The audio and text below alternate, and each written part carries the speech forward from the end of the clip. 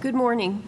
During the declared emergency in the City of Toronto, Committee of Adjustment virtual public hearings are being conducted via WebEx, an online digital platform, and will be live streamed on the Toronto City Planning YouTube channel. These measures are necessary to comply with physical distancing requirements and a provincial order that limits attendance at public gatherings. My name is Nancy Oman, and I will be chairing this hearing. Panel members participating via WebEx and who can be seen and heard are Lisa Valentini, Peter Reid, and Kathleen Larson. City staff will be assisting us throughout the meeting, including moderating the WebEx platform.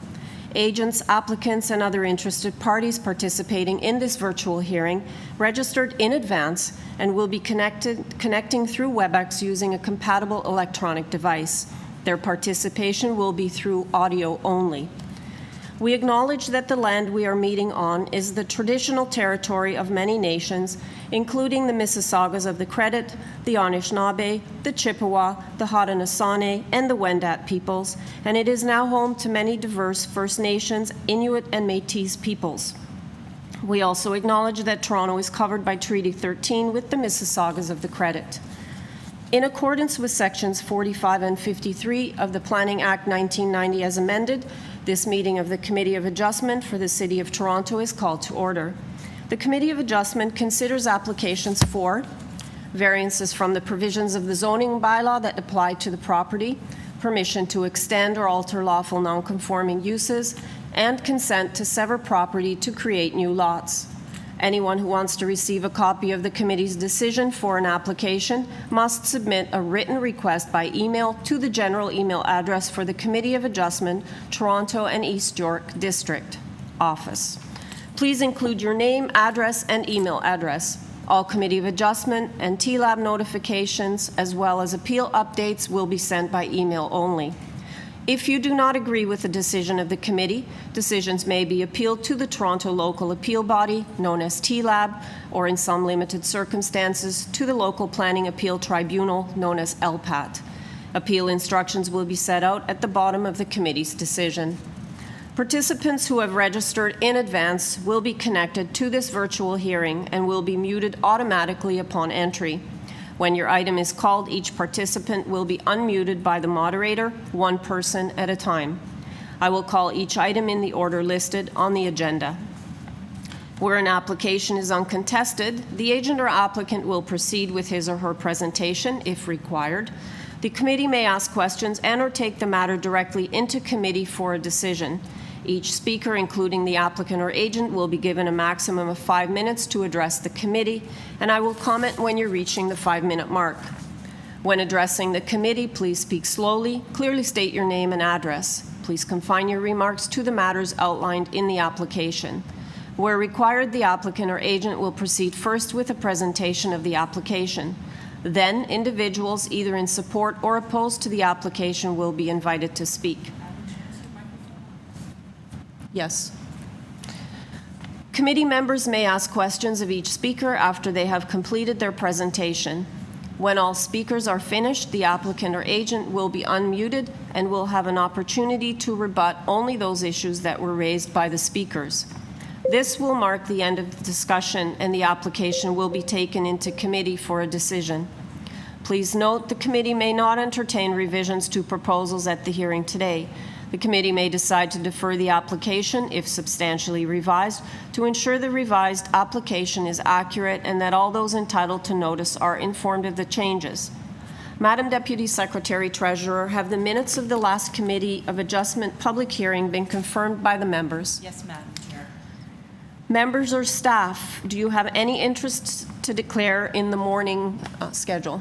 Madam Chair. Thank you. Members? No, yes, Mr. Reid? Yes. Item number 3, I'm friends with the agent, so to avoid perception of conflict, I will declare. Thank you. That's 141 Bay Street. Okay. Well, Mr. Reid has declared an interest in item number 3, 141 Bay Street. Madam Deputy Secretary Treasurer, are there any requests to close, withdraw, or defer an application this morning? No, Madam Chair. Thank you. Okay. We will begin with item number 1, 72 Browning Avenue. If the agent could, or actually, just one moment. With panel members, we have before us a copy of the plan of survey, site plan, floor plans. We have email correspondence from transportation. And we have 2 form letters in support by the owners of 70 and 74 Browning. We have correspondence in opposition from number 85, 83, 64, and 81. If I could have the agent please identify himself for the record, name and address. Hi, my name is Mike Oliveira. I'm here representing 72 Browning Avenue from Replacement Design, Okay, located at 11th Davenport.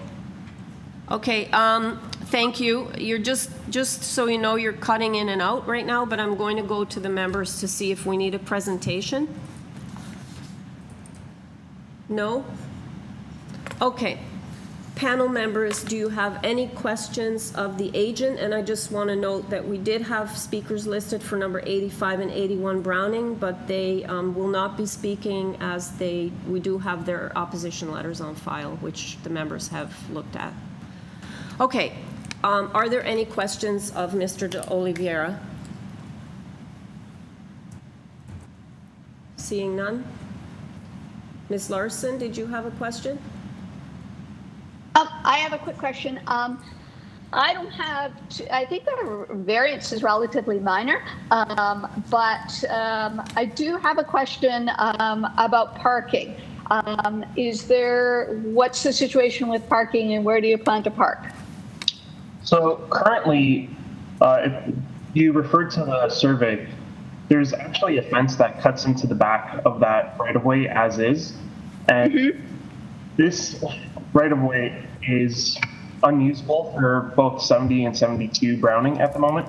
The width of the right-of-way is roughly over 7 feet, but if you look a little further down on the survey as well, there are 2 bay windows on the first floor of either property that project into this right-of-way. So as is, that right-of-way is not really wide enough for a car to go in or out. And if you actually refer to Street View, and I looked it up online, 70 Browning actually has permission for front pad parking. So that is currently used as well, even though they have a garage in the back, that it's just not accessible. So that's the current kind of parking situation. The homeowner hasn't parked in the rear of the property for years, nor is there ever any indication that they could, given the way it's been laid out. Thank you. Okay, thank you. Panel members, are there any other questions of the agent? Okay, seeing none, we'll take it into committee. Any discussion or a motion? I'll put forward a motion. I think this is pretty minor, and I know there's a 10% difference, and some neighbors had concerns about the less planning-focused concerns about a pool. But I think this is kind of compensated for because there's a very comprehensive planting program for the back, and that gives me some confidence that this is going to be done properly. So I'll move a motion to approve with no conditions. I'll second that motion. Okay, I have a motion to approve, moved by Mr. Reed, seconded by Ms. Larson. All in favor? Your application has unanimously been approved. Thank you. Thank you very much. Have a good day. Same to you. Okay, the next item is item number 2, 54 Ravena Crescent. Panel members, we have before us a copy of the plan of survey, site plan, floor plans, and elevations. We have a staff report from community planning asking for a condition, and 3 form letters in support from number 58 and 60, as well as 110 Earl Grey Road. Can I have the agent please identify himself for the record? Hello. Hi, good morning. My name is Carlo. Are you able to hear me? Yes. Yes. Are you Carlo Santana? Yes. Okay, thank you. Do we have the opposition on the line? Yes, Dominic is on the Mr. line. Santana, I think your volume is too high. Can you turn it down? It's echoing really bad on the computer. Okay. Okay, thanks. Thank you. Much better. Okay. Okay, Mr. Kuzukrea, are you on the line? Hello? Hi. Dominic? Yes, can you hear me? I can. So we're going to have the agent do a brief presentation, and then we'll have you speak. You'll have 5 minutes. Can you just identify yourself, your name and address for the record, please? Yes, my name is Dominic Kutsokrea. I live at 51 Ravena Crescent. Okay, so I'm going to go back to the agent now, and then I'll come back to you, and you'll have your opportunity to speak. Okay? All right, Mr. Santana, can you give us a presentation, please, on the variances that you're seeking? Mr. Santana, are you there? Volume back. Now you need to turn your volume back up, because I don't know if you've turned it off totally, but I can't hear you at all. Is he there? Hello, Carlo. You seem to be muting yourself. I'm going to unmute you. Just make sure your volume's up.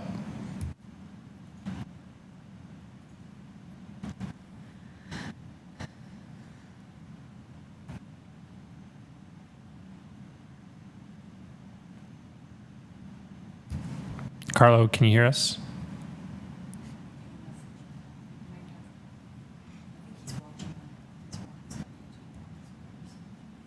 So when you get him, can you tell him to turn the volume down on the YouTube, not on himself? But I don't know, he might be using whatever. Maybe, I don't know. Okay. Can you send could you Yeah, can you call him, or I don't know. Hey, Carlo, I'm going to expel you from the meeting, and then I'm going to give you a call back, and we'll see if that fixes the problem, okay?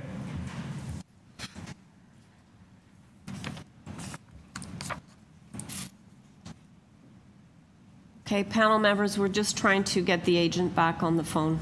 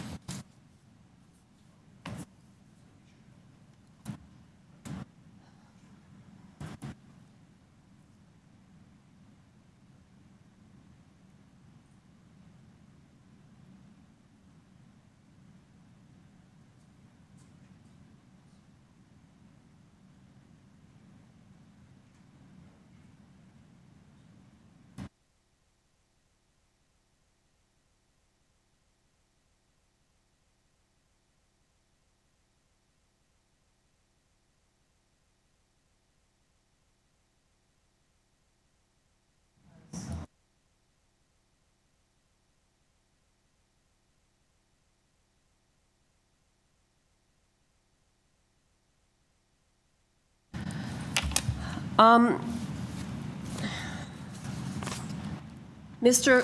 Kutsakreya, are you there? Yes, I am. Okay, I'm sorry, I have to stand this item down. We cannot reach Mr. Santana, so if you can just stay logged on, we're going to go to the next item and we're going to keep trying to get him back on the line. Okay? Thank you very much. I'll be here. Okay, thanks a lot. Thank you. Thanks for your patience. Okay, the next item is item number 3, which is 141 Bay Street. Panel members, we have before us a copy of the plan of survey, site plan, floor plans, and elevations, a covering letter from Benjamin Hoff, the agent, previous decisions, 5 of them that affect the properties at 33 Bay and 45 and 45R Bay, a site-specific bylaw, a revised map 2 and 3, analysis of parking and loading amendments, and proposed supporting rationale prepared by BA Consulting.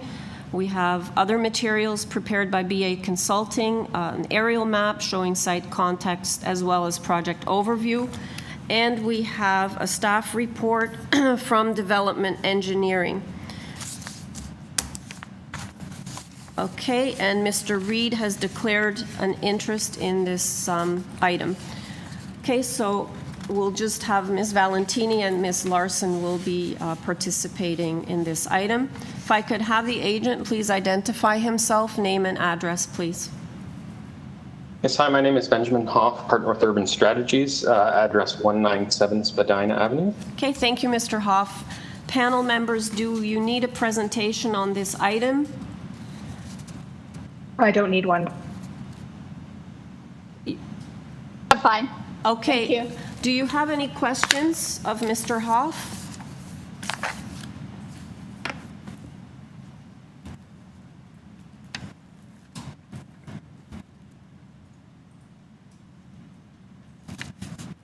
I actually don't have any questions. I think it was fairly clear.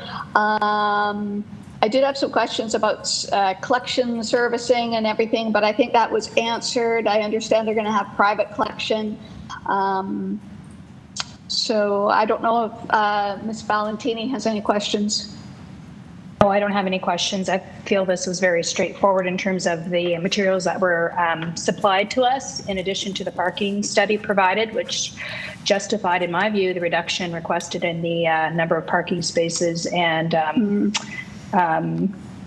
other parking variances. So I don't have any specific questions.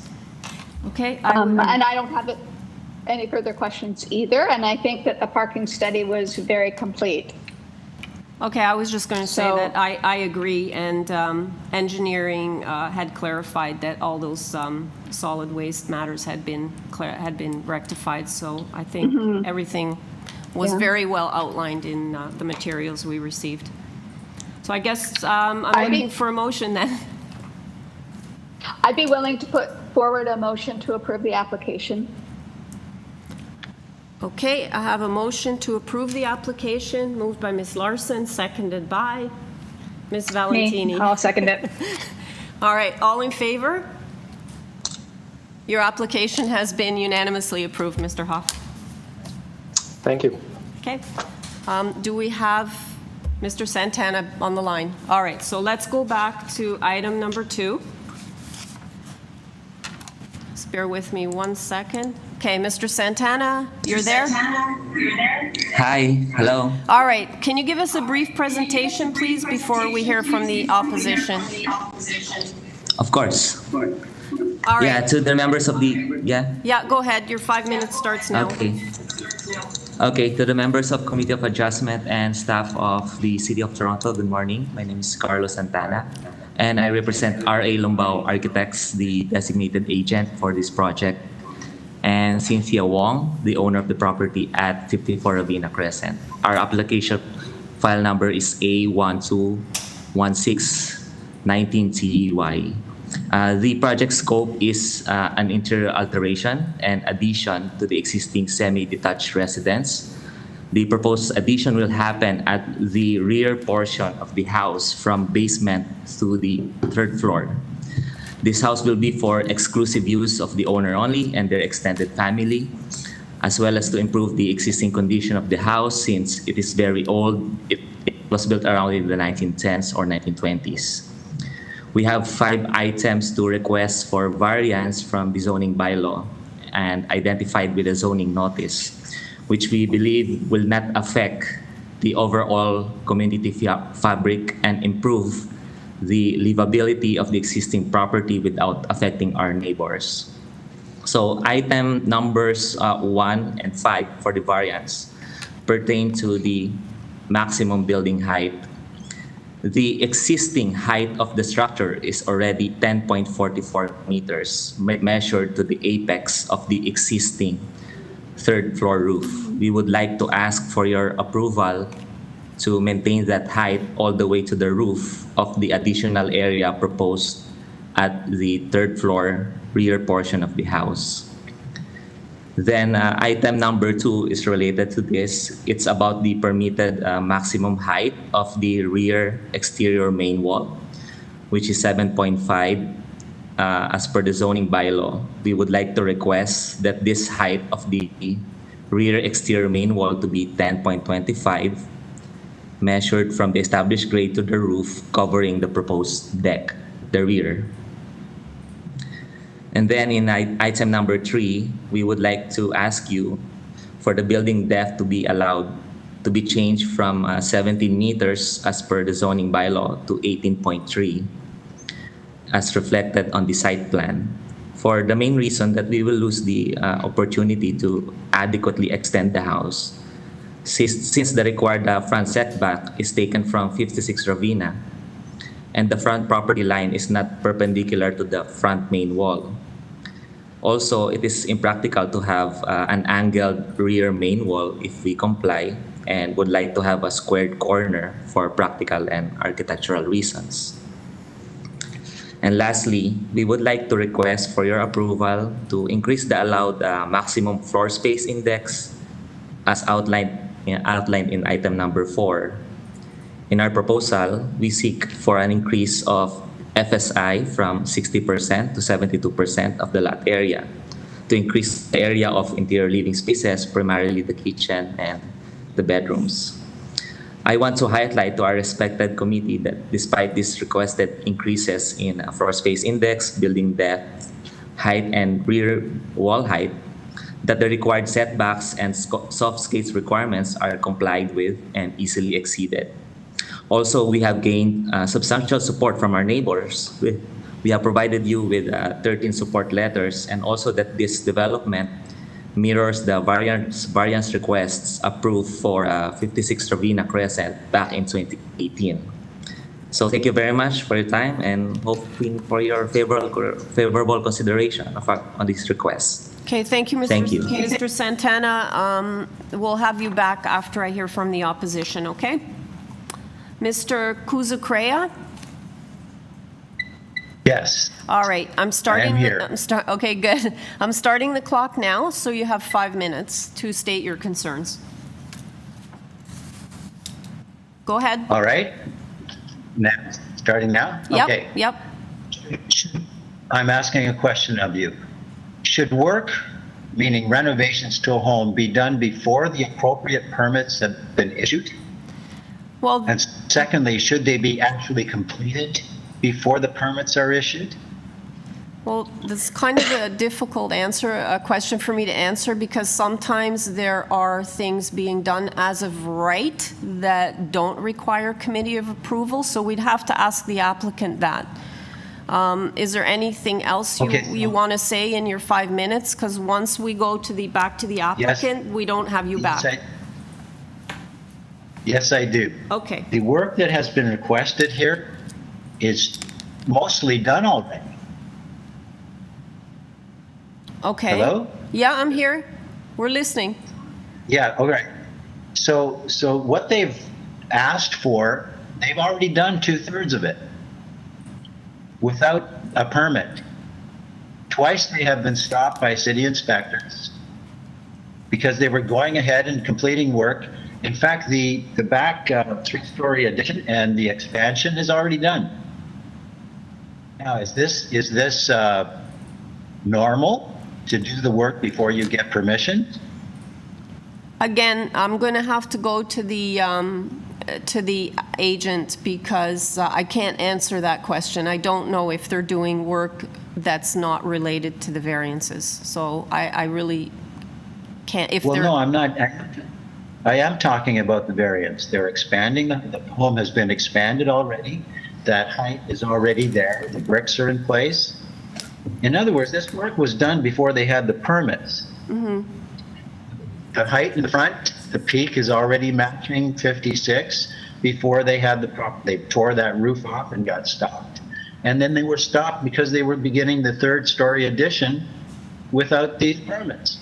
okay, again, the committee is here to deal with the variances, and I mean, I can't answer. I can't answer the questions that you're asking me. We can only deal with the variances that are before us. No, but yeah, I don't think you're understanding me. So they can do the work before they have permission? Madam Deputy Secretary Treasurer, can you weigh in here, please? Madam Chair, construction should have permits. Whether or not this particular application before the committee, the issue of whether or not they had permits is not for the committee to decide. What the committee needs to decide is whether or not the variances they're asking for are minor. The issue of illegal construction, if it is illegal construction, is for Toronto Buildings to deal with. The committee has to turn their minds to this request as if it hasn't been constructed. That's what we're dealing with today. So what the committee needs to hear from you is, do you have an issue with the variances that are being requested, or can you explain to them how they are impacting you negatively or positively? Well, yes, I was against this from the beginning. I didn't like what they were doing at 56 either. And I have been in contact with inspectors, and somehow work has been allowed that has not been permitted. So I'm a little frustrated with that. I didn't want a house that was this big, because in future, these homes are easily transferred into rooming houses. They have triplexes, etc. I have been shown by, I thought, who was the head contractor, number 56, and that home, which has been duplexed, could be triplexed within 5 minutes, something we fought against on this street 12 years ago, going all the way to the Ontario Municipal Board. So it does concern me greatly that the stories we're told potentially are not true, that these homes could go up for sale as soon as they're finished, and work that they're requesting of you right now is already done. Now, you're telling me all you're worried about is the variance, and I'm saying to you, they've already done it. And they were starting to do that third addition if we're not for Merrick, who was a city inspector, who came out and said, stop.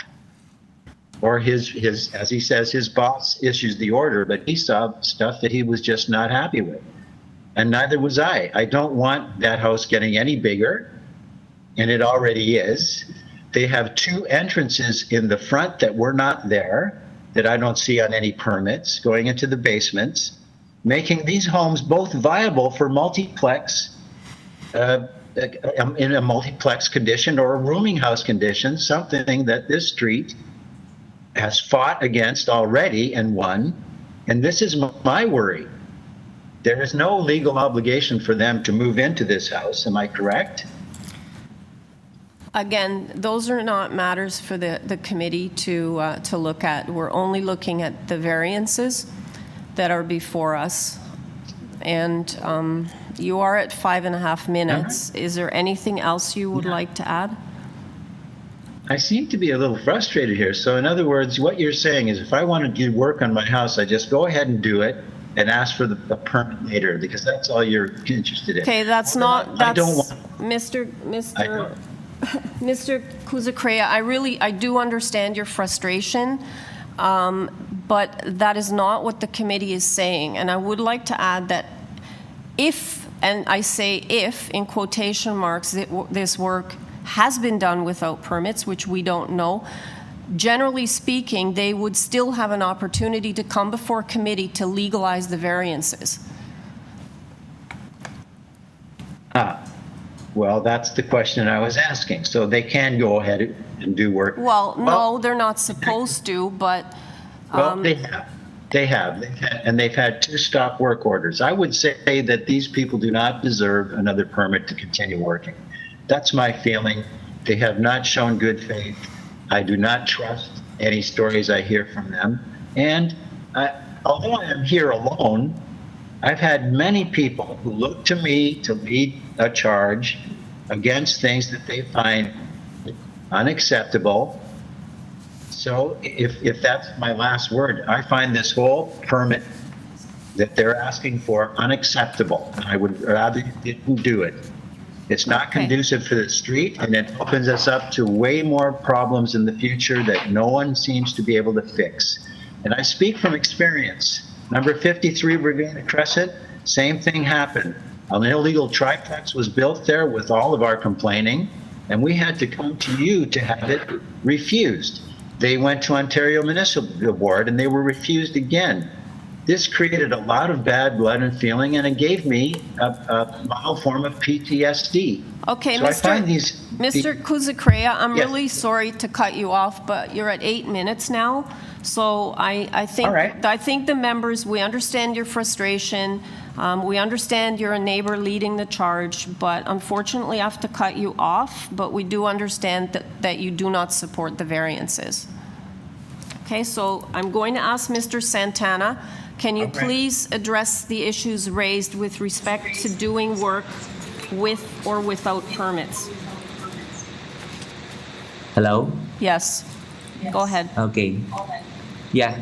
So I heard all the what was mentioned by the neighbor of our client, and I could say that we have secured the permits for the construction, the existing construction at 54 RAVINA, and as well as in 56 RAVINA. We acknowledge that there were construction works that is going on, but there are building permits for that, and the neighbor can directly speak to our clients to find those permits, and they can refer also to the building inspector who is inspecting the current construction there. Okay. Panel members, do you have any questions of the applicant or the agent, rather? Violations or permit.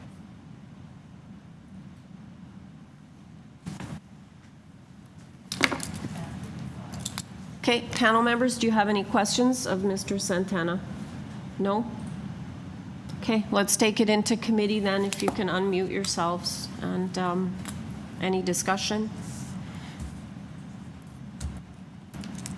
Sure, I'll jump in. I understand the concerns of the neighbor, but I think this is really reasonable in terms of an addition.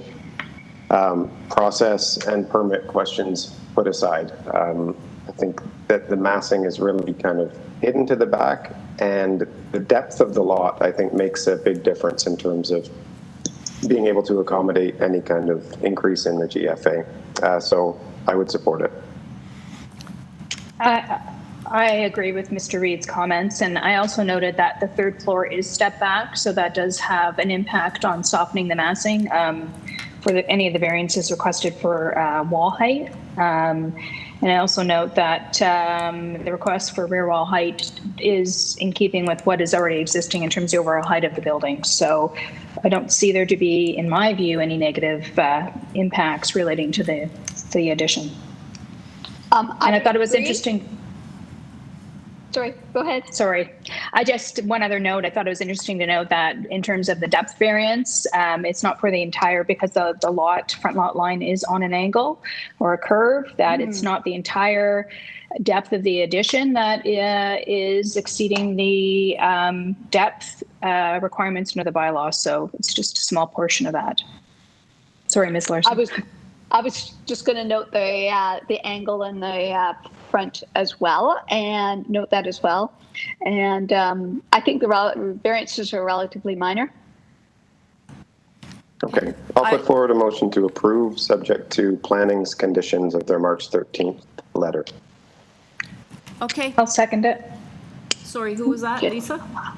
Okay. Yes. I have a motion to approve, moved by Mr. Reed, seconded by Ms. Valentini, including the planning condition in the March 13th report. All in favor? Okay, the application has been approved unanimously. Okay, Thank you so much. everyone. Okay, the next item is item number 4, 100 Garden Avenue. Panel members, we have before us a copy of the plan of survey, site plan, floor plans, and elevations, 13 photographs of the existent property, as well as the adjacent neighbor's property at 104, the laneway, and the laneway suites within the immediate neighborhood. Covering letter from Dimitra Papantonis, the agent, 6 form letters in support from number 68, 66, 95, 97, 125 Garden Avenue, as well as 101 and 119 Fern. Correspondence expressing concern from 109 Fern and 104 Garden Avenue. Can I please have the agent identify herself, name and address for the record? Betsy Williamson, Principal Williamson, 235 Carlaw Avenue, Toronto. Thank you. Do we have the, okay. We do have opposition, Ms. Williamson, so if I could ask you to do a brief presentation, you have maximum 5 minutes. Thank you for your time. The variances that we're asking for are truly minor. I do appreciate that with laneway housing being new in the city, it does take time to get used to the idea of having these properties kind of behind homes. The one variance I want to speak to initially is the coming through the angular plane with the dormer piece. We have heard since putting this application together last fall, actually, that the variance that was tagged for that piece is actually not considered a variance anymore by zoning. The issue being that the 30% of the rear that can penetrate the 45 angular plane may be attached to a sidewall now, whereas initially there was discussion within zoning back and forth on both sides whether it could be attached or not. So in any case, the 8 inches that it would have to be moved in, we feel would be a really minor variance to move it to be aligned with the sidewall. The second 2 variances are both regarding the same piece, which is the guard on the top that protects the green roof is aligned with the wall on the other side of the house, as opposed to being a meter set in, to allow for a stair to come up through a skylight at the top and provide protection in that area. Those are that counts as 2 variances because the wall, when it's on the sidewall, increases the height, even though the rest of the height of the laneway house is all compliant, and the extension of that balustrade wall into that 1 meter setback is the other variance. I think you can, we did submit renderings that show that one little piece coming out and coming in on the volume is really, really minor. And that's the extent of the presentation. There's actually not much else to say. Okay. Thank you very much. We'll hear from the opposition, and I'll come back to you. Ms. Mr. Julian, are you on the line? Yes, hi. Hi. It's Spencer Julian. I'm at 104 Garden Avenue. Okay. You have 5 minutes to express your concerns, starting now. Thank you very much. So we're concerned with 2 main elements of this proposal, which both have to do with the imposition to the adjacent properties, both on the east and west side.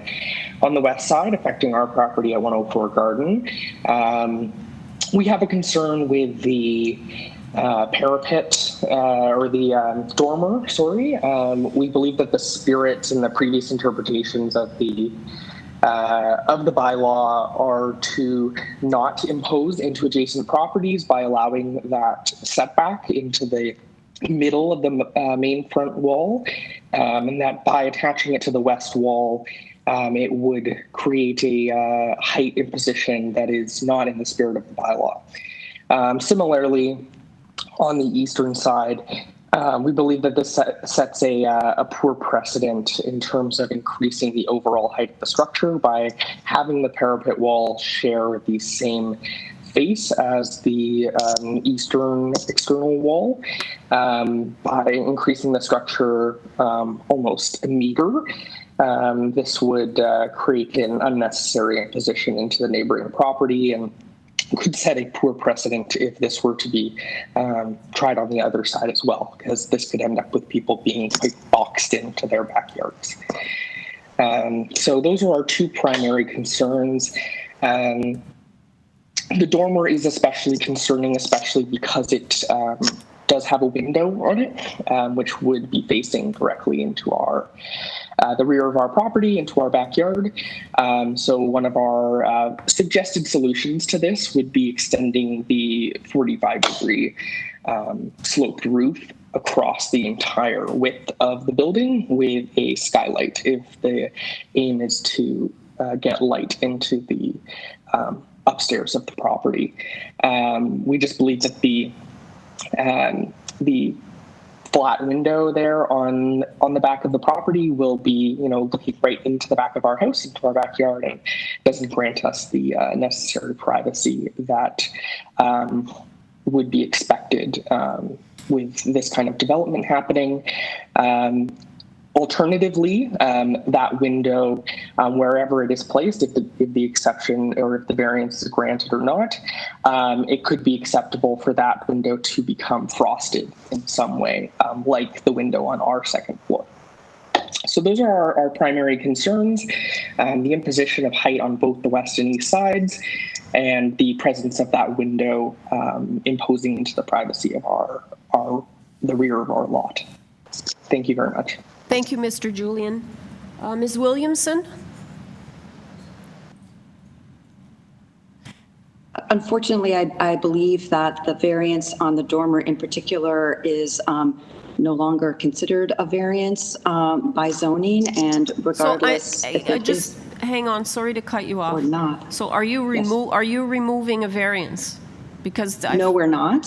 Okay. No, I'm saying that our argument for the dormer is that it shouldn't be on the list to begin with. In any case, the 8-inch, if the city sees an 8-inch shift over as compliant, that what we're asking for is truly minor. Madam Chair, if you're saying that a variance is not required, are you withdrawing that variance? No, we're not withdrawing the variance. Okay, so then the variances are required. So is there anything else you want to address that was raised by the neighbor? No. No? Okay. Panel members, do you have any questions of Ms. Williamson?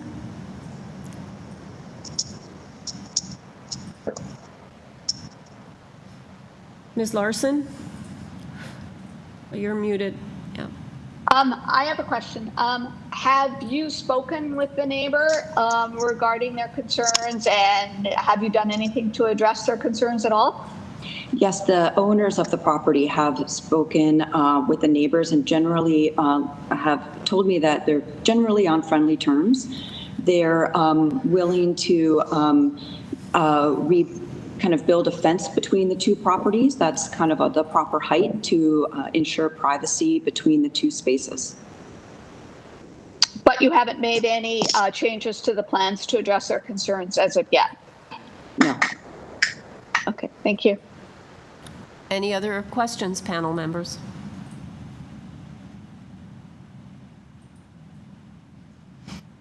No?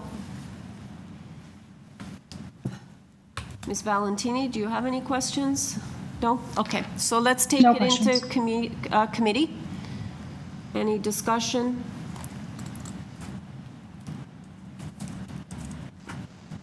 Sure, I'll start off. I understand the concerns of the neighbor, but I think that this has been really sensitively designed. I think the architects have tried to accommodate what they're trying to do in their program in a good way. So I think the 1 meter setback for the parapet for the roof access, I think that's based on their design, it's kind of required, and I think the impact of it is minor. And whether or not the buildings building department's take on the dormer is actually required or not. I think that it's a minor thing, considering the impacts of that as well. So I'm supportive of this application. Okay, any further comments, panel members? No? Okay. No, I agree with Mr. Reed's comments as well. So I'm also supportive of the application. I think these truly are minor variances, whether or not the variance relating to the dormer is required or not, even if it is. I do agree that it's a minor variance, and it looks like in terms of other structures in the laneway, this is not going to be out of character with what's already existing.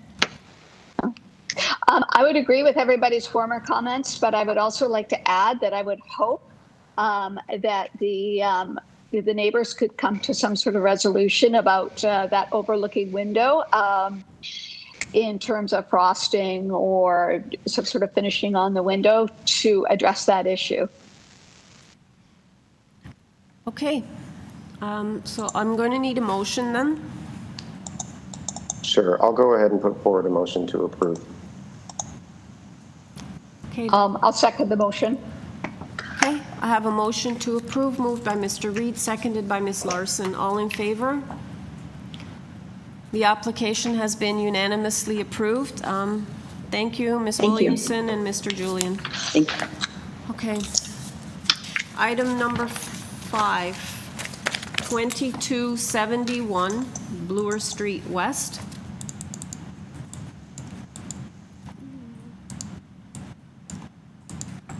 Okay, panel members, we have before us a copy of the plan of survey, site plan, floor plans, and elevations, covering letter from Ryan Dixon, the agent, covering letter from David Nelligan, also an agent, an opinion letter from Transportation, from the Next Engineering Consulting Group, email correspondence from Transportation, as well as the assistant planner has Heritage Preservation Services, correspondence in support from 2346 Bloor Street West, 2273 and 2265. Correspondence expressing concern from number 4 Ostend Avenue. And we have opposition from the Swansea Ratepayers Association. Okay, can I have the agent please identify himself, name and address for the record? Good morning, members of the committee. It's David Nelligan, N-E-L-I-G-A-N, agent for the applicant, King Edwards Investments. Okay, thank you. My address is 181 Bay Street in Toronto. Thank you. Do we have the opposition? Swansea Ratepayers? Okay.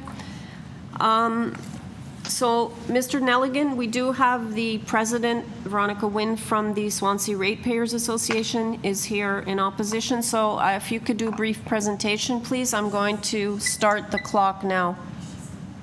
Thank you and good morning. So this morning we're seeking the approval of a number of minor variances required to facilitate the renovation of an existing commercial building for daycare use. As you noted, I provided a rather detailed letter dated June 12th, which you have in your file in support of the application. And given my limited time this morning, I don't propose to go through that. But I do want to highlight a couple of points about the property and discuss a couple of the key variances that are required. So it would be helpful if you're able to see the plan, specifically the site plan on the first page of the plan submitted. And you'll note on this site plan that the property in question actually contains 2 buildings with 2 separate municipal addresses. 2271 Bloor West is the building to the east, or the lower part of the page. And that's the building that's being proposed to be renovated for the daycare use. 2273 is the building to the east, which you'll see is shaded on this plan. And that is an existing building with existing retail at grade and residential apartments on the 2nd and 3rd floor. There are no proposed changes to this building. It is and will continue to be separated by a party wall and has no shared access. But for the purposes of this application, it's necessarily included in the calculations of GFA. And it's the reason for the required variance number 5 to permit non-residential uses above residential uses, as the proposed daycare will exist on higher higher or adjacent floors than some of the existing residential uses, even though they're in different buildings. I'd also like to note that with the exceptions of a rooftop addition, there are no significant external changes to the existing building being proposed. As a result, a number of the variances that we're seeking approval for today represent existing conditions, including the rear yard setbacks and the main wall setbacks from the east and west property lines. We're proposing no changes to those today. If I could get you to turn up the rooftop amenity plans, A305, which I think is page 15 of the plans, I'll briefly explain the height variance that we're seeking. So because this is a daycare use under the Child Care and Early Years Act, the daycare is required to provide a certain amount of outdoor amenity space. In this project, we're proposing to locate the outdoor space on the rooftop. But in order to do so, the owner is required to build an elevator access, which, there we go, you can see in the middle of the roof there. This access is large enough to provide the elevator, an exit stair, and an accessible washroom for the children. We're also required to extend the existing exit stair on the south side of the building to provide secondary stair access and egress. These two structures exceed the permitted height by just over half a meter. However, they're small, they're stepped back from the property line, they'll cast little to no shadow, and they'll have no windows that overlook the neighboring residential properties to the south. So in our opinion, the impact of this variance will be negligible, but they are necessary to allow for an outdoor place for the children to play. The other important variance I wish to address are the variances to permit no on-site parking or loading. Again, I want to stress that this is an existing condition and that the current commercial building has never provided parking or loading. City staff previously raised this as a concern and asked our client to provide a parking study, which you have in your file. That study concluded that this building is well served by public transportation for both staff and parents. There's sufficient paid parking lots and existing on-street parking to accommodate the daycare. And with respect to loading and garbage collection, the daycare can continue to utilize the laneway to the rear of the property, as the building has always done, for garbage removal and for deliveries. So in our view, this proposal satisfies each of the 4 tests under the Planning Act. The daycare use contributes to a complete community and satisfies the intent of a mixed-use designation in the city's official plan. It adapts and reuses an existing commercial building and proposes internal reconfigurations to make better use of the existing space, consistent with the intent of the zoning bylaw. It proposes to convert a vacant or underused commercial building into a much-needed daycare facility to serve the immediate community, which we think is entirely appropriate and desirable for the use of the land. And finally, it proposes no significant external changes that will result in any measurable adverse change or negative impact on the neighboring properties or the broader community. In our opinion, the impacts of these variances are truly minor.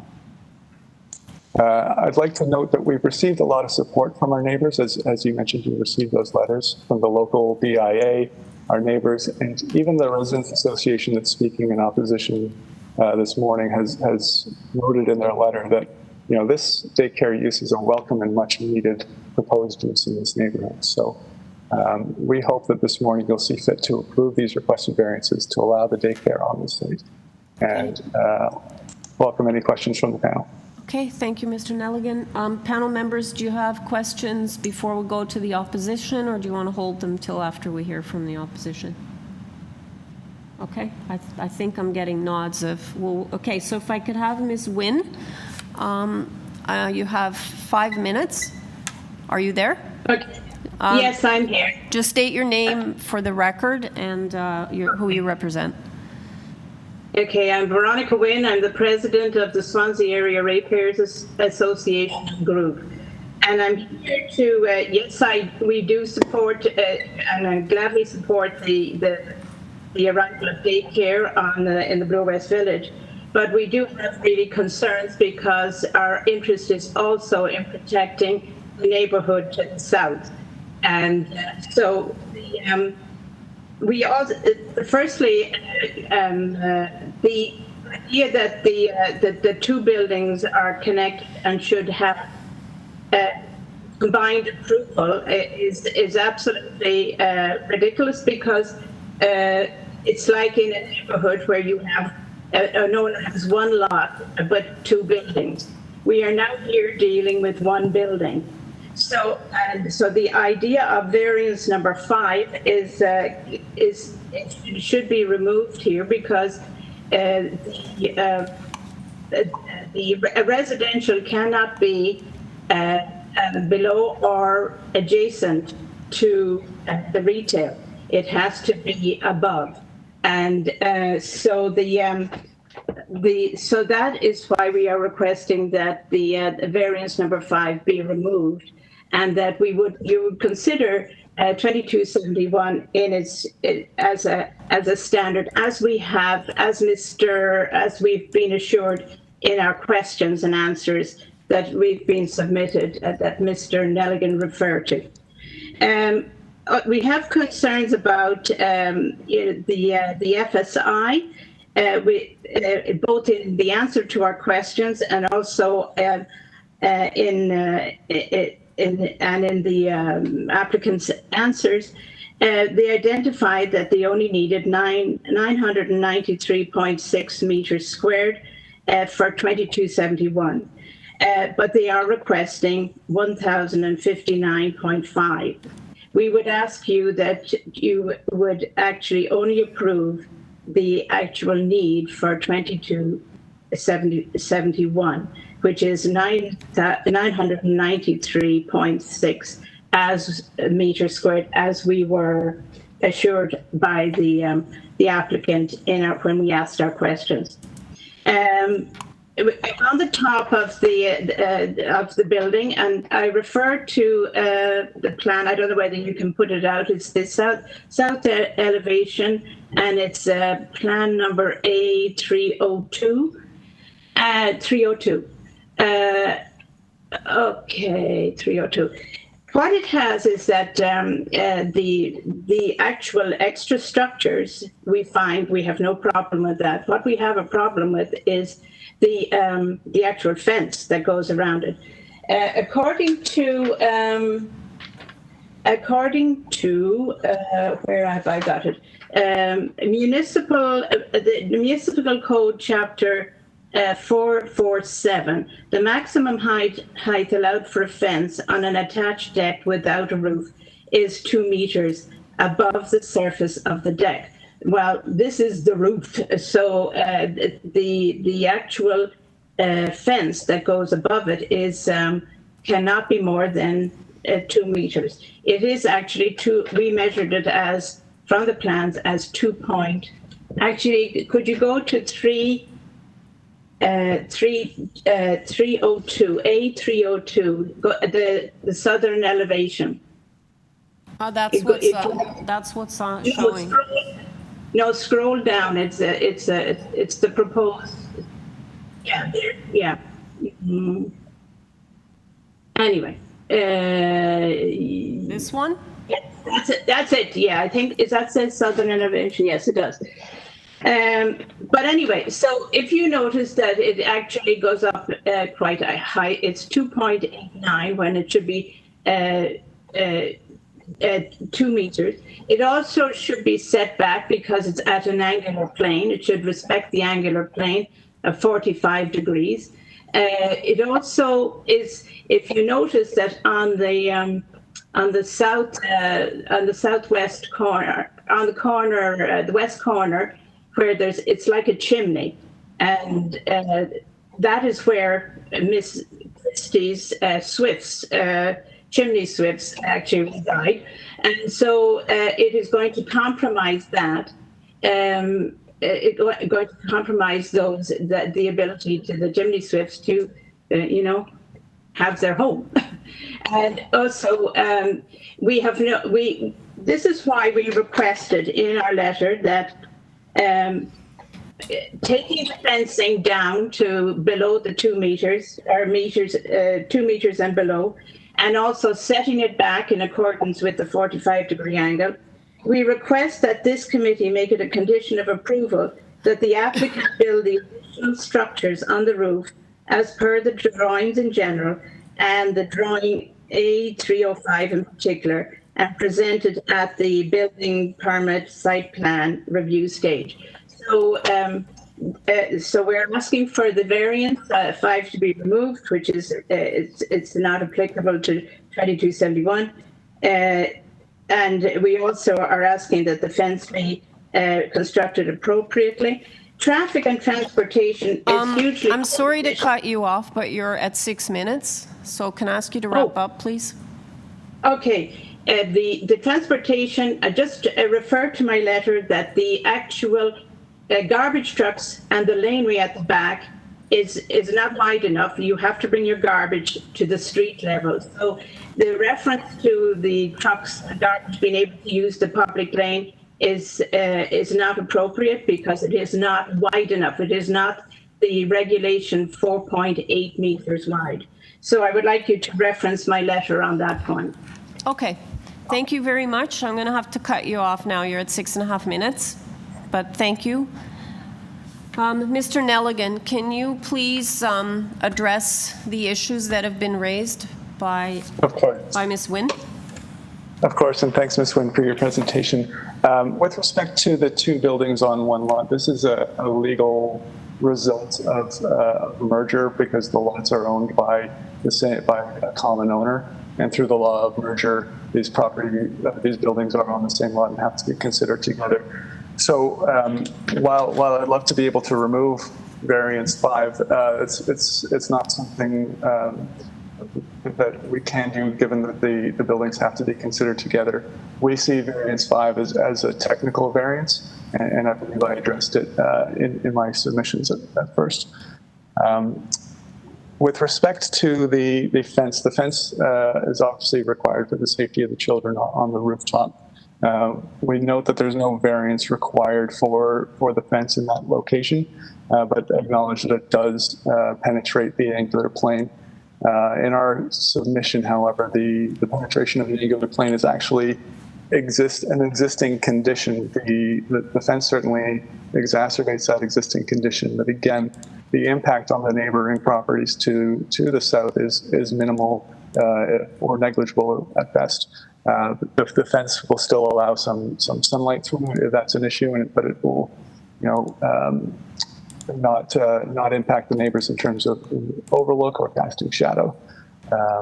Again, it's there for the safety of the children, and if there is a variance required for the additional height, then we'll seek such a variance through the fence bylaw. But I'm not aware of a need for that at this moment. The condition to build the roof structures as planned, we take no exception with that. These are the plans that we intend to submit to the building department for our permits. And so the location of the elevator access and the external stairway, we cannot move those anyway. We can't move the elevator. We can't move the existing stairway. Those are where they're going to go. So if there's a need for a condition to be attached to any approval requiring that they be located where they are, then that's absolutely fine with us. Ms. Wynne is correct that the garbage will not be collected through the lane. Garbage will be taken out to Drury Avenue along that lane by staff as it's done today and as it's been done in the past. That's the intention of the application. And finally, with respect to the chimney swift, we're proposing no structural changes to the location of the chimney. But I mean, it's our submission that the protection of chimney swifts is beyond the jurisdiction of this committee.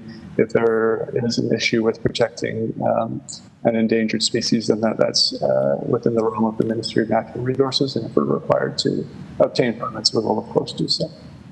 I believe I've covered everything that Ms. Wynne raised, but if there's any questions from the panel, I'm happy to field those as well. Okay, thank you, Mr. Nelligan. Panel members, do you have any questions of the agent? Seeing none?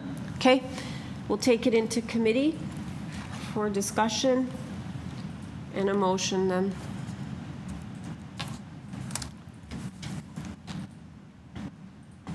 I don't mind weighing in on this one to begin with. I thought it was interesting. I mean, on paper, it does look like there's quite a few variances, but Mr. Nelligan has pointed out in the presentation that a lot of these variances are already pre-existing conditions. And summarized from the merger of title between the 2271 and 2273. So I think variance 5 is required, and I mean it's gone through zoning review, so I don't see any reason why that should not remain. In terms of the altered building height, the request is in relation to just the elevator. I don't see any impact relating to the 0.5 meter overage for the elevator addition and stairs. It's, as noted, it's stepped back from the property line, and there should be no adverse impact arising out of that. In terms of the issues raised about the fence, this has gone through, as I can tell, a zoning review. There's been no variances flagged relating to the fence, so I see, again, I have no issues relating to the fence in terms of the variances requested. The one issue I did have, but I think it's been addressed, was parking. Often with daycares, day nurseries, I think parking is a big issue in terms of drop-off require when there's a parking variance, particularly for daycare. And I'm satisfied with the parking study provided that there is this location, public transit is widely accessible. There's paid parking in the area, and I believe there's an 8-car lay-by at the front of the property in any event, so there's parking available close to the daycare. So I think those concerns have been alleviated. I'm supportive of the application. Okay. Any other comments, panel members? Sure. Go ahead, Kathleen. You go. No, I was just going to say that I'm also supportive of the application. My big concern was also parking. But due to the location of the business near so many transit options, and I'm guessing that there'll be a draw of clientele from the local area as well, and that along with the parking study has sort of satisfied my concern about that. Yeah, I'll echo both the members' comments. I think Ms. Valentini summarized it really well. I do want to add, though, I think that the comments raised by the Ratepayers Association seem to have more issue with the fact that variances were being requested rather than the impacts of them. Like the fence issue and the variance number 5, I don't see any associated impact with those. So I don't really, I don't see the merit in those concerns. And I think just in terms of this kind of use, if you can't build this kind of use here, in this kind of place, then you can't build it anywhere. So if Ms. Valentini wants to put forward a motion, I'd support it. Mm-hmm. Yep, sure, thank you. I'm happy to bring forward a motion for approval of the application. I don't have any, there are no conditions in terms of the motion I'm bringing forward. For you, Madam Chair, I'll second that. What about the condition that Sarah has requested about tying it to the rooftop plan, the rooftop amenity floor plan? It was I think Mr. Nelligan said he had no concerns with that. That, I guess, sure, I'm open to having that tied to that one plan that was requested. What number was that? Do you remember? Was it A3? 305? Through you, Madam Chair, it's rooftop amenity floor. 30. Drawing A 305. 305. Okay. Okay. So I have a motion to approve, moved by Ms. Valentini, tying it to the rooftop plan A305. Do I have a seconder? Sure, second. Seconded by Mr. Reed. All in favor? Your application has been unanimously approved. Thank you, Mr. Nelligan and Ms. Wynn. Thank you. Okay. The next item is item number 6, 132 Roxboro Street West. Panel members, we have before us a copy of the plan of survey, site plan, floor plans, and elevations, correspondence in opposition from 130 Roxboro Street West. And do we have everybody on the line? Okay. Can I have the agent please identify himself for the record, name and address? Good morning, Madam Chair and members of the committee. My name is Sean Tusi. I'm the office principal at Ebar Architects, Inc., 2323 Yonge Street, Unit 503, Toronto. Okay, Mr. Tusi, can you do a brief presentation? We do have somebody speaking in opposition, so I'm going to start your 5 minutes now. Sure. So the proposal you have in front of you is a new house. We have been working with planning department for the appropriate development options for about a year now. We started with a renovation addition project, and that wasn't something acceptable to planning because of the way the variances would create. Also, the original design was modern, and that would create excessive variances. So what you have in front of you is over a year of working with planning, and the design you have in front of you does have their support. I do acknowledge there is there was an opposition letter and that we received, which the owner have contacted the neighbor at 130 Roxborough, and they had a few intense meetings in the past 2 days. And to my understanding, there has been an agreement that part of it does not relate to the variances, but the part that does relate to the variances that impacts the decision you would make today, it relates to the building depth, which with your permission, Madam Chair, I would be requesting a revision to our variance, which is a number 1. And if you're ready, I can just go over how it's going to change. Okay, just give me the number that you would be looking at.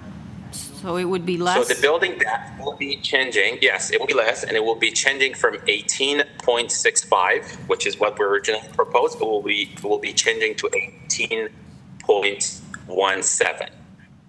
So we're reducing the building depth for about 88 centimeter, and it brings it to 18.17. Okay, Mr. Tusi, just to clarify, does this change anything else on the plans dramatically? Because no, Madam Chair, it does not, because while we'll be reducing the depth, it will be most likely added to the third floor to compensate for the amount of GFA they're losing. So what about the GFA? Does that change or not? No, it will not, Madam Chair. Okay. It will stay as it is. And and continuing on, very quickly, just address everything. I'm sorry, 1 second before you go on. I'll add a little bit of time, but the Deputy Secretary Treasurer would like to ask a question. Madam Chair, is the depth on Sure. just one level, or is it through the? Is it on all levels? Well, it will be on all levels. So we won't be able to basically go beyond 18.17. So how are you shifting the GFA to the third floor? Well, currently the third floor is only half of the math, half of the footprint that it could be. So we'll be adding probably about a foot or 2 feet to it. To the third floor, but it will definitely not reach even the 70 meter. We'll still have the third floor having setback. So through you, Madam Chair, so the third floor depth will be changing. It will be going further back, but we don't have plans to reflect that. And I don't know if the committee members want something like that, or if the neighbor needs to see them. So if through you, Madam Chair, so this is a very good drawings. As you will see, there is a setback of the third floor. When it reaches to the third floor, it comes further back. So the third floor is not a complete footprint, or is not a complete building depth that we're discussing today. It's less than even 17 meters. I can give you the exact number. So the building depth on the third floor is currently about 11 meter. The third floor currently is about 11 meter. And with this change, we'll be adding about half a meter to it. So it's going to be around 11.5 or 11.7 to compensate for the setback we're providing.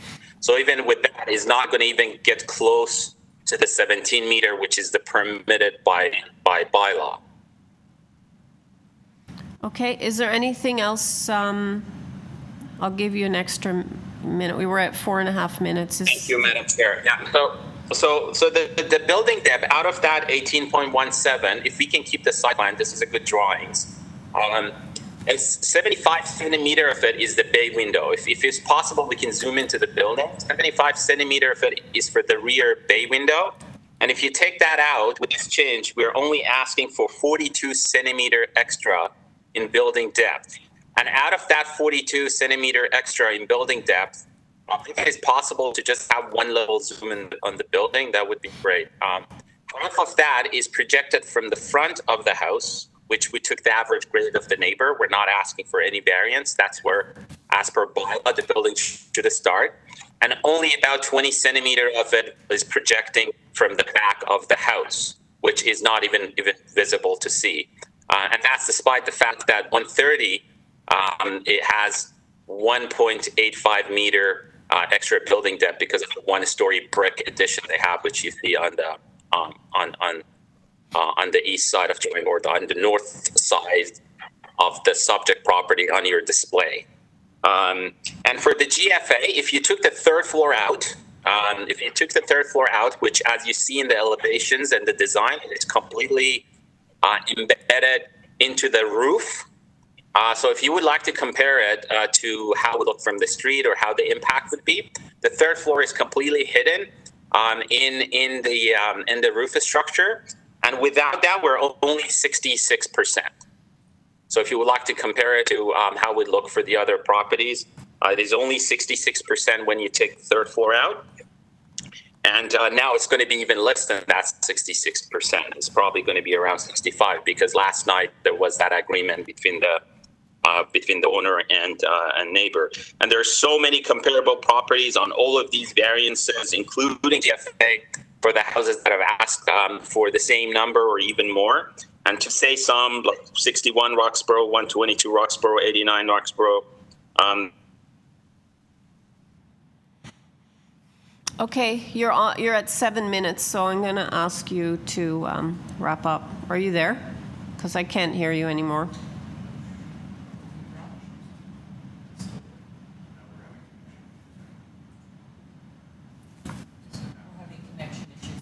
Okay.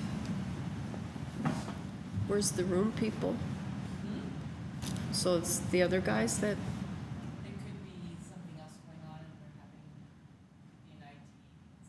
Oh yeah, no, I don't know.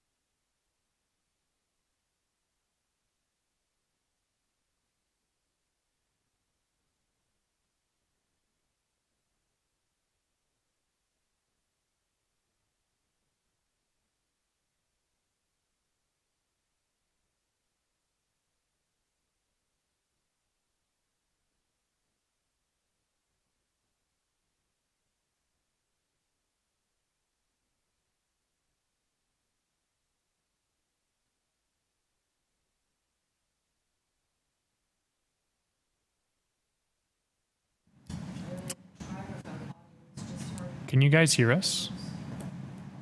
Yes? Okay, so we're having some technical difficulties.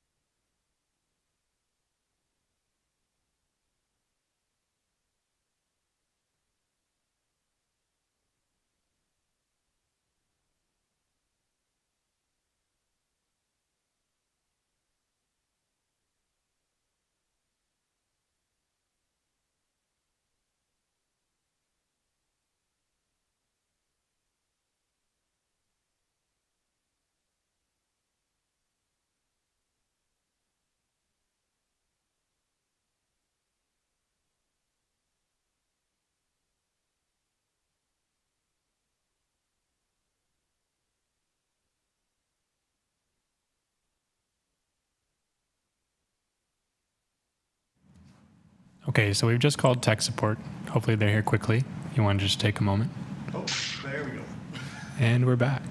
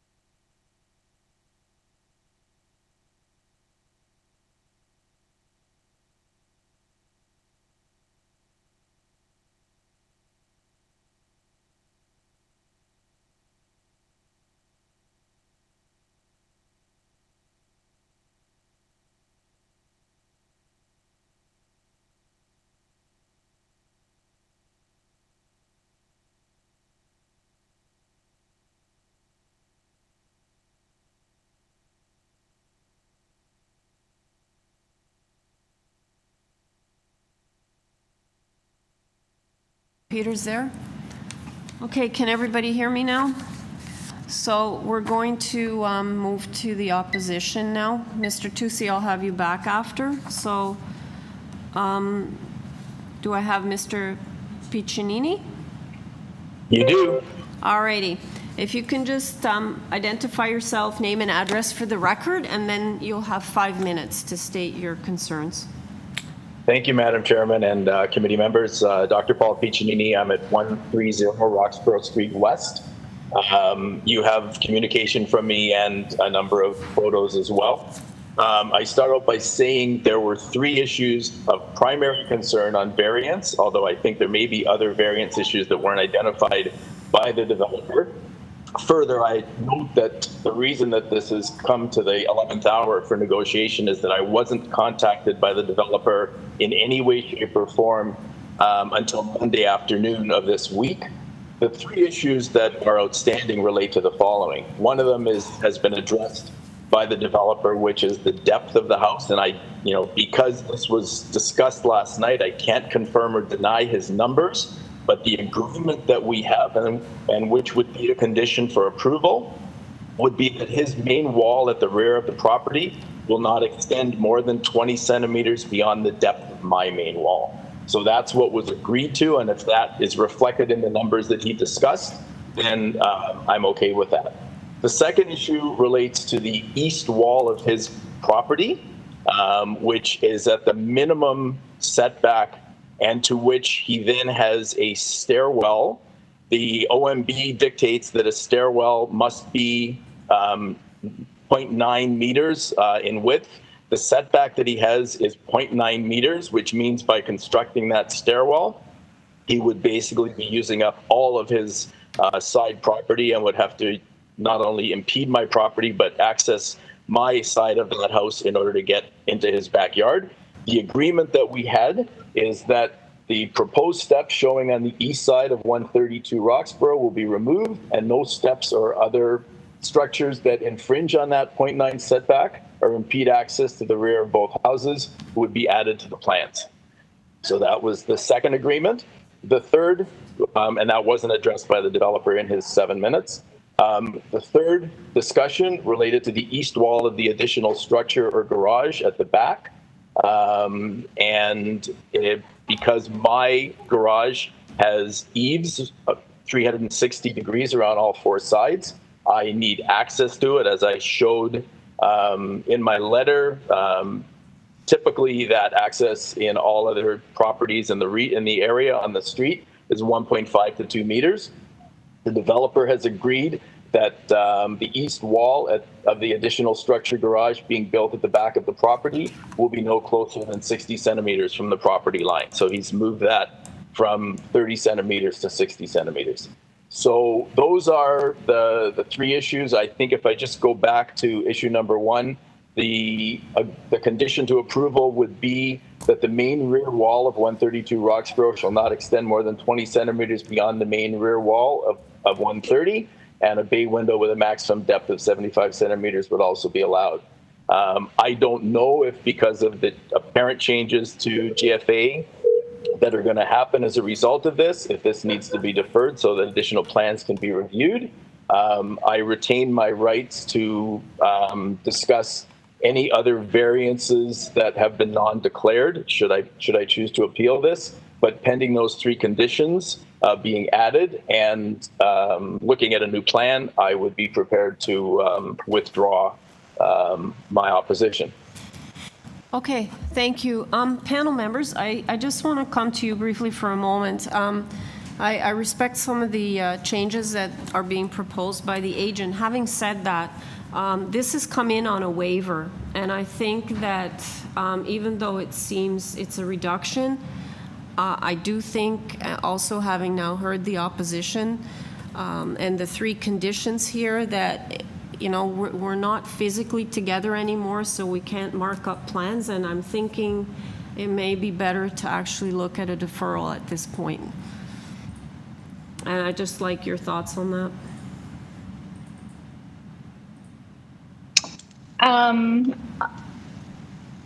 I would be in agreement with the deferral. I'd like to see the plans amended so that we're clear in terms of the GFA. If there's extra, where that's going on the third floor. I don't know how much bigger the third floor is going to get. I don't know if that's going to impact the neighbor's view of the changes and exactly where the building is going to line up. I think we would benefit from a deferral. I agree in terms of there being a waiver, and I did have some concerns about the east stairwell, the stairwell on the east wall, whether that triggered any variances. So I mean, it would be beneficial to the neighbor and to probably us.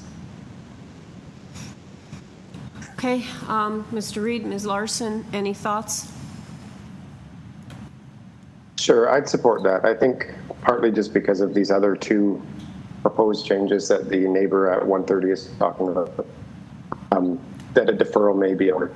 But I'd just like to say that I think a lot of the concerns by the neighbor would carry a lot more weight if his development wasn't doing almost exactly the same thing in terms of setbacks and size of garage and that sort of thing. So I'd just like that kept in mind when they're having discussions about what's happening for the revised plans.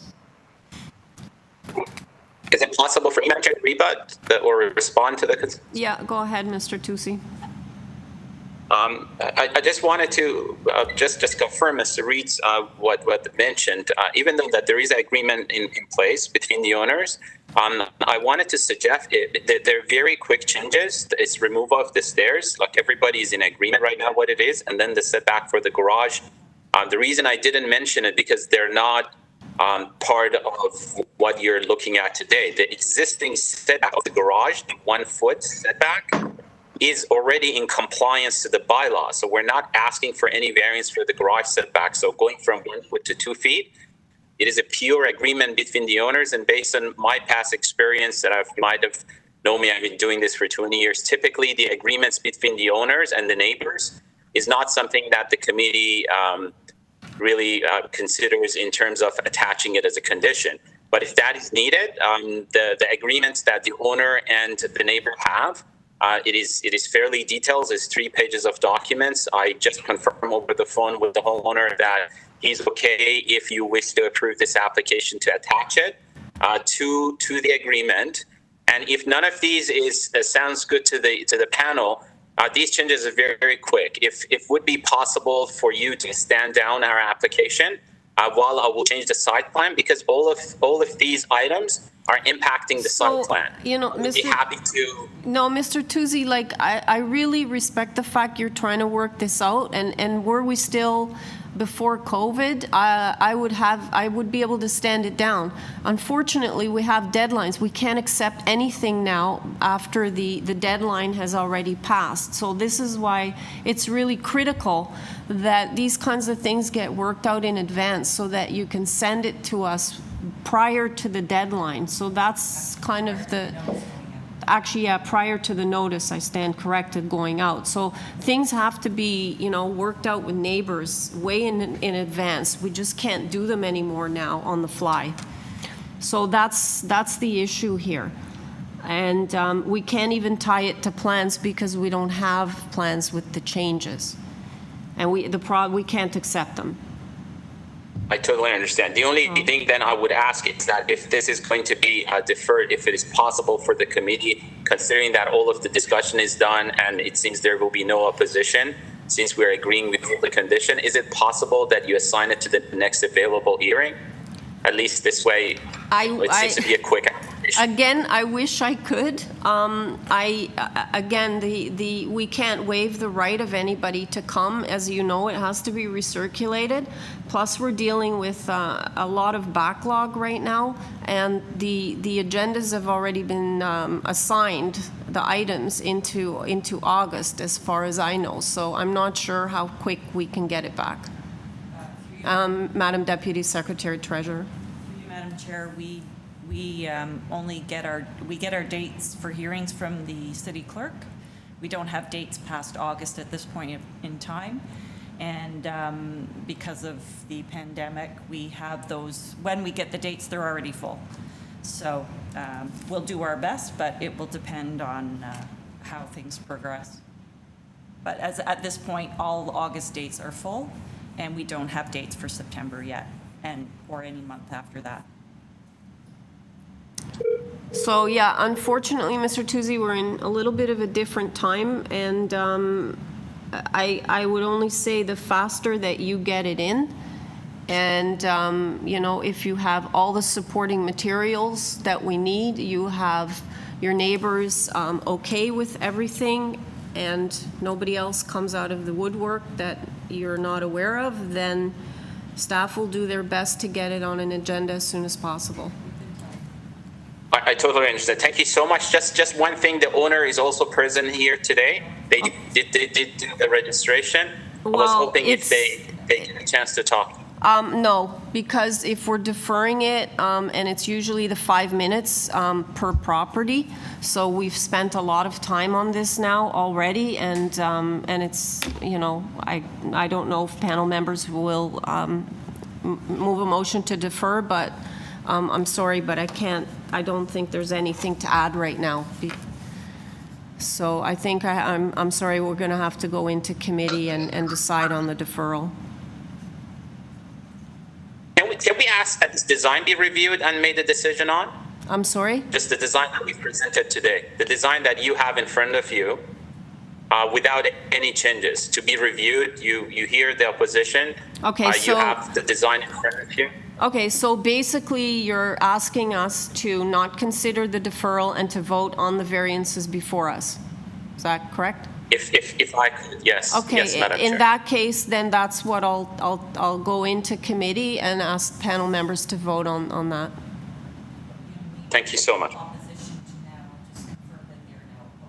Okay, so if I could just have Mr. Piccinini, or I'm sorry, Dr. Piccinini, can you please just confirm that if we are dealing with the variances before us, because you've heard the discussion, we don't have plans we can tie it to with the changes that have been agreed to, so we would be looking at strictly the variances before us, and if you can confirm that you are in opposition to that.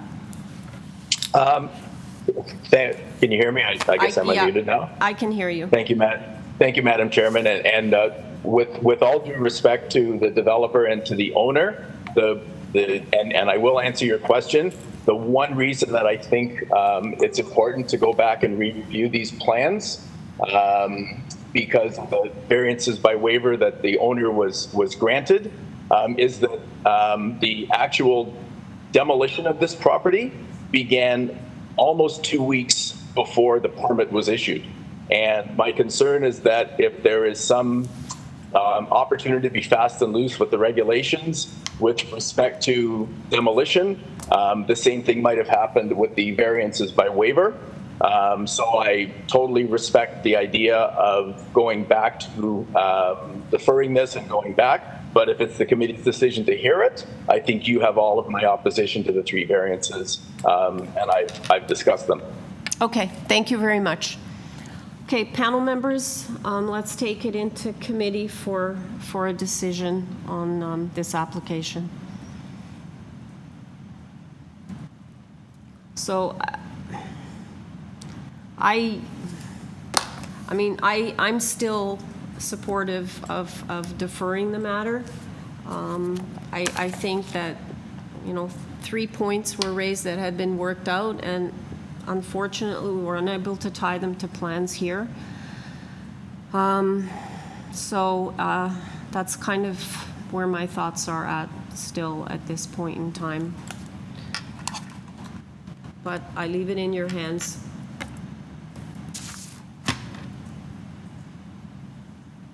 I agree with the chair. I'm also in favor of a deferral. I think, a compromise has been reached, and I do, given that it's a waiver, I don't know if the stairwell triggers variances in terms of the east side setback. I have concerns in terms of that particular issue. So I think a deferral would benefit both parties, and I think it would clean up if, we can somehow incorporate this agreement into plans. I think that would alleviate any concerns.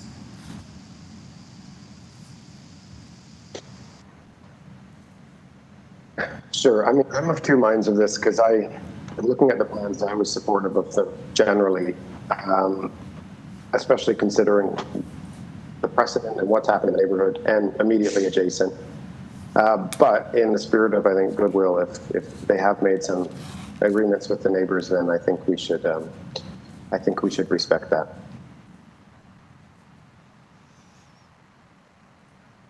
I'm in agreement with the deferral for all the other reasons that everybody else has put forward. Okay, I'll need a motion then.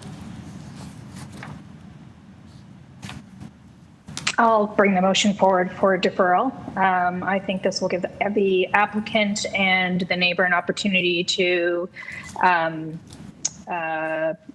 come up with plans that represent the spirit of what they've come to in terms of an agreement. So I move for deferral. Including recirculation fees? Yes. This should have been worked out well in advance, and the applicant should have gone to the neighbor and addressed these concerns. So I appreciate they have. I think that's goodwill on their part. But I think in order to do this properly, we need proper plans. So motion for deferral with the usual recirculation fee. Okay, I have a I'll second that. Motion to defer with the recirculation fees, and it's moved by Ms. Valentini, seconded by Mr. Reed. All in favor? Okay, the application has been deferred unanimously, and thank you, Mr. Tuzzi and Dr. Piccinini. Thank you, Madam Chair. Have a good day. You too. Okay, the next item is item number 7, 86 Abbott Avenue. Panel members, we have before us a copy of the plan of survey, site plan, floor plans, and elevations. We have 3 photographs of the existing front and rear of the property, as well as a rendering of the proposed addition, a shadow study prepared by CLA Architects, email correspondence from the assistant planner as well. That's the only one. And correspondence in support from number 82 Abbott, correspondence in opposition from 82 Abbott and 80 Abbott. Okay, if I could have the agent please identify himself for the record. Hi, my name is David Lee from Cherry Lee Architects. Okay. I'm the project architect and Benterra. Okay, thank you. Panel members, I don't believe there's any opposition. There's nobody else on the line? No? Okay. So let's go to panel members. Do you have any questions or do you need a presentation? Okay, no presentation. Do any of you have questions? No questions? All right, we'll take it into committee then.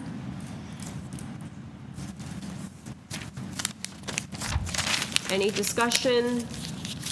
And Sure.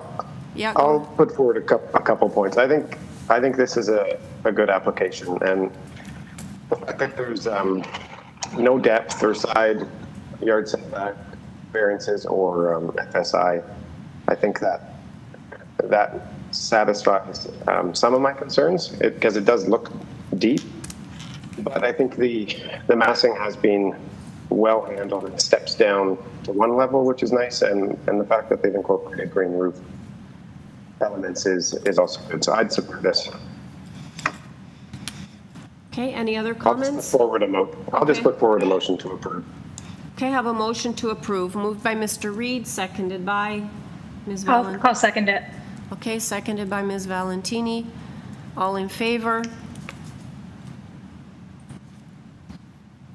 Okay, your application has been unanimously approved. Thank you, Mr. Lee. Thank you. What was that? Okay. Item number 8, 133 Boone Avenue. Copy of the plan of survey, site plan, floor plans, and elevations, 3 photographs of the existing property as well as comparables, covering letter from the applicants, correspondence from, further correspondence from the applicants, staff report from community planning. They're asking for a condition. Letter recommending approval from Councillor Bilo. An 11 signature petition in support signed by residents on Boone as well as Goodwood Avenue. And we have opposition from 64 Goodwood Avenue. Do we have opposition online as well? Yes, okay. Can I have the agent please identify himself for the record? My name is Raman from Marvel Engineering. I am the authorized agent for this project, 132. Okay, your last name is Sandhu? Yes, ma'am. Okay, Mr. Sandhu, can you please give us a brief presentation? I'm starting the clock now. You have 5 minutes. We have opposition that's going to speak after you do a presentation. Okay, go ahead. Okay, so thanks. So essentially, this is a third-story partial addition. There was existing attic living space already in the front, as you can see in the photos. We are just adding to the back of the house. The front elevation remains the same. The ridge height remains the same. There is no change in that. The only soffit height or the wall height which we are getting variance for is on the back of the property. So you are not getting any massing on the front of the street. It is all on the back. And considering the third story addition, if you go on to the first photo again, you can see the neighbor's third story addition already there. So that sets the precedence for this kind of project. So we are just following that. And they have support from the immediate neighbors. They have support from Anna Balicio. The real building footprint. So if you can see at the back, there's an existing addition already to the building, which is not in a good shape. So the drawings show the proposed footings. We are just demoing that and rebuilding that. And again, we are, if you see the neighbor's property, we are not going that farther back. We are just staying within our existing addition, which is already there. And the last thing is, so the need for a bigger house. So this is a new family who have been, because of COVID, it's been almost 8 months. They are renting the place. Their first child is due in November, so they need a bigger place and they have to move in as soon as it is approved. We are going straight for the building. And the one letter, which I think came in from the neighbor, which says that the building is going to be extending further. The building is not extending further, as I stated. The building is staying where it is. We are just fixing the existing addition. The foundation was not good, so we have to go ahead and get that fixed. So that is essentially the. And the second thing is the maximum floor space index area. Considering the size of the lot and the existing floor space index area was already above what is allowed there, 0.6. So, and 1.18, considering the existing houses and the second part of this semi-detached, the area we are asking for is almost what is there on the neighboring side. So, I think whatever we are asking, quite reasonable, and considering the support from 11 neighbors, we would like to have the approval from the committee. Okay, thank you, Mr. Sandhu. If you can stand down, I'll have you back after I hear from the opposition. Ms. Getsidis, are you on the line? Yes, I am. Okay, can you please identify yourself, name and address for the record? Yes, good morning. My name is Elpida Getsidis, and I'm the owner of 58 Goodwood Avenue in Toronto. Okay, I'm going to... Can I proceed? Yes, go ahead. Starting the clock now. You have 5 minutes. Okay. Firstly, I'd like to thank the Committee of Adjustments for your time. And secondly, I would also like to welcome the new homeowners of 133 Boone to the neighborhood. However, I am in opposition to this project in its current proposed plan. I don't believe it's a minor variance, it's a major one. My primary objection is to the proposed third floor deck, as my property's backyard is directly east of the property, and I feel my family's privacy will be greatly impacted. Since they are not enlarging the footprint, there is more than enough room in their backyard for themselves and one for the family visits from overseas and from the Niagara region. I'm also worried about losing my afternoon light. That's very important to me because that's when I take my 2-year-old son out into the yard. I would personally like to see a revision of the plan to eliminate the third floor deck altogether, as they have already asked for a greatly increased square footage of their home. And especially in light of this COVID situation, the enjoyment and privacy of my home has become an absolute necessity. And I implore the Committee of Adjustments to please take that into consideration and not approve this application as is. The proposal is already too large, but the obtrusive third floor deck is not necessary to the enjoyment of their home. They will still have an ample backyard to use for their personal use. For that reason, I'm hoping that we don't have to deal with this third floor backyard in our neighborhood. Our neighborhood is lots of very small size. We're not massive lots by any means. And I just feel that their house is big enough. They don't need that outdoor space considering they already have it on their ground floor. And if they would like a deck to enjoy, I'm sure their land would facilitate it on the back off the main floor of their house. And those are my thoughts. Okay. Anything else or? Hello? Well, yeah, I would be okay, I guess, with the house, the inside of the house. I understand, they do want to expand their family, and I can appreciate that they want to do improvements. That's good for everybody. However, there's really no need for that deck. And I think, if you look on I don't know if you have the plan of the neighborhood, but all our lots are very, very small. So I would just feel like there's somebody constantly staring down at me from there. And I don't think that's necessary because we don't have that in the area already. Maybe can you put that picture back up that we had? I just have a question. The picture, can you see the picture on your, I don't know if you're watching YouTube, but there appears No, to... I'm not. I'm on the phone. Okay, because there appears to be a rooftop deck that's existing on, I think it's the house next door. The rooftop deck, where? Beside their home? Yeah, it looks like it. that, you know what, if it's perhaps the trees or for whatever reason, that doesn't impact us. And their property is directly behind my property. That property is a little bit further down. That property is overlooking more my garage area. Their property is overlooking my home exactly. Because based on what I see, it looks like what they're proposing is kind of going to mirror what the house next door is. Well, again, okay, their proximity my is other closer to me. question would be, is if we put a condition to put screening on the one side that looks toward you, would that help mitigate your concern? Possibly. It would give me a little bit of consolation, but, you know. Okay, it would have to be pretty substantial. Okay, well, let me go back to the agent and see what he has to say after having heard your concerns, okay? Thank you. Thank you. Mr. Sandhu, can you just speak to the overlook issue and the terrace, please?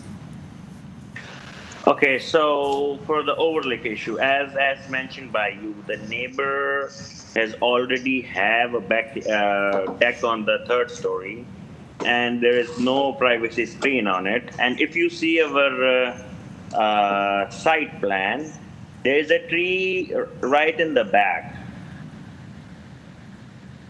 right on the rear side of the lot.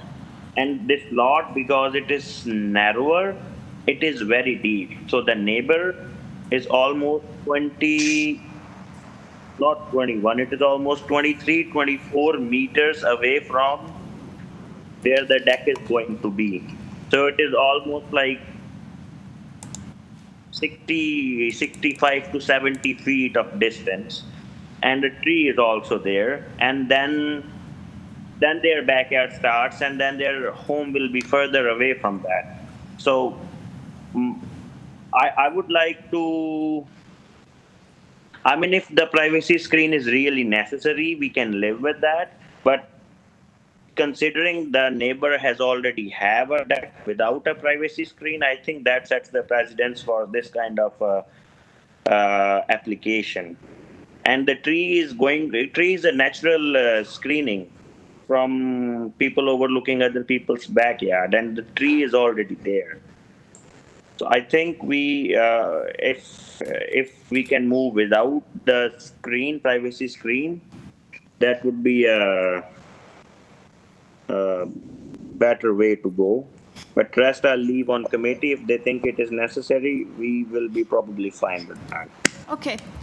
Panel members, do you have any questions of the agent? No questions? Okay, let's take it into committee then.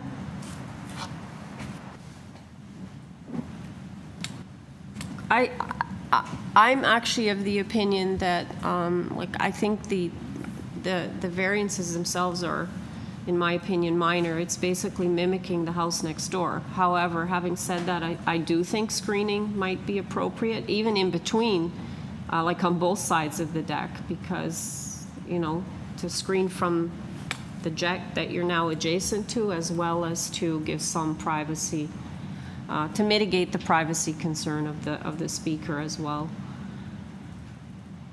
So those are my thoughts.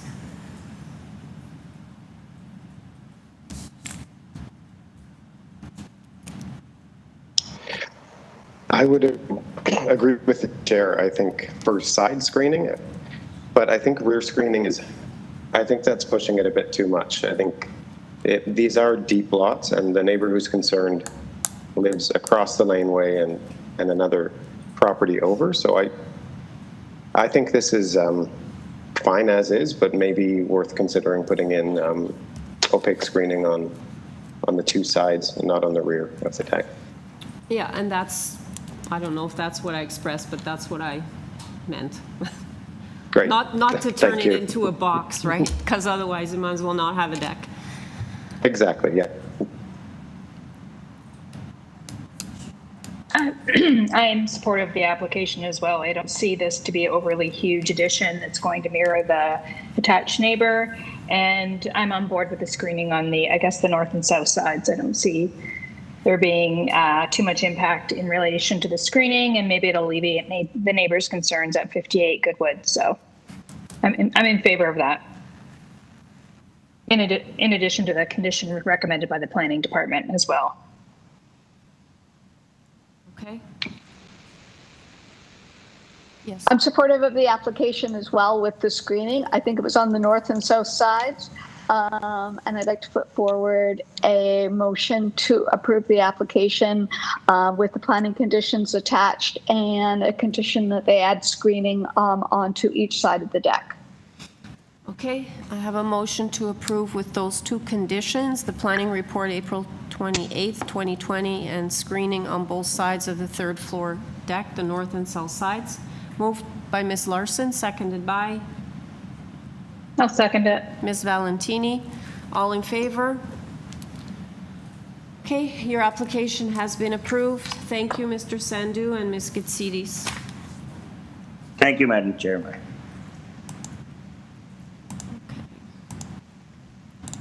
All right, the next item is item number 9, 79 Northcote Avenue. Panel members, we have before us a copy of the plan of survey, site plan, floor plans, and elevations. We have a covering letter from Sean Galbraith, the agent. We have staff reports from engineering as well as tree protection. They're asking for forestry condition number 1. If I could have the agent, please. Good morning. My name is Sean Galbraith. I'm here on behalf of the applicant. Okay, thank you. Do we have 2 people holding?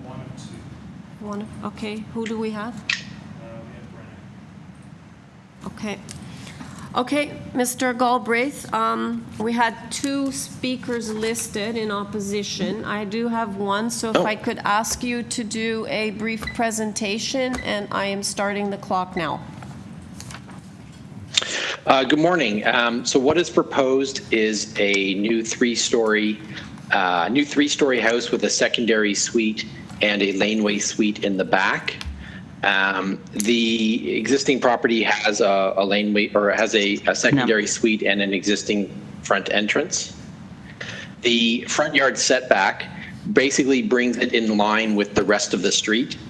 This property and its attached neighbors are unique in that they are set farther back from their neighbors. The house itself is a sort of a bold interpretation of a classic design. It will feature a peaked roof in the front, and that helps minimize the main wall height variance that's required, which is pretty much exactly at the average of what's been approved in the past for that variance. The density is also pretty much exactly at the average that's been approved in the area. I think that it's completely appropriate for the property and its context, and it meets the 4 tests. Happy to answer any questions you have. Okay, panel members, do you have any questions of Mr. Galbraith before I go to the opposition? No? Yes, Ms. Larson, go ahead. I have a quick question. Are you aware of the engineering conditions attached to this report? Yes, I am, and those have already been included in the proposal that is in front of you. I believe there were 2 items. One was a door for the laneway suite, and that has been added, and that triggered a new variance, which is, again, already before you, and the garbage refuse area, which has been added as well. Okay, and another quick question. Are there any other laneway suites along that stretch of lane? I couldn't see one. Laneway suites they're still pretty new, and this stretch of street has very tight side yard setbacks, so it's hard to get the fire access. This one being the northernmost corner lane, we are able to actually provide the fire access. I noticed that. Okay, thank you. You're welcome. Okay, Mr. Galbraith, I'll have you back after we hear from the opposition. Okay, Ms. Ray, we have one. Okay, Mr. Byrne, are you there? Mr. Byrne?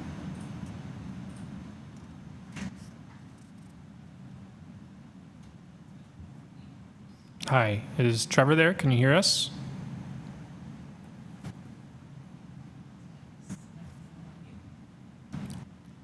Okay, I'm going to go to Ms. Rago. Can you hear me? No. Ms. Rago? Yes. All right, I'm going to have you go first while we try to connect with Mr. Byrne. All right, you have, if I can have your name and address first for the record, and then I will start the clock, and you have 5 minutes to state your concerns. Brenna Rigo, 77 Northcote Avenue. Okay, go ahead. We're concerned with a few things. First of all, the house has been in our family for over 60 years, and we're concerned about this. If there's anything to do with the structure of our house, because it is a semi-detached house. We're also concerned about the drainage, because we've had no problems with drainage. When the house was built many years ago by our neighbors, they put the house lower than ours, the basement, and we always had drainage problems if there was a big storm. And we don't have any of those problems with our basement or with the structure.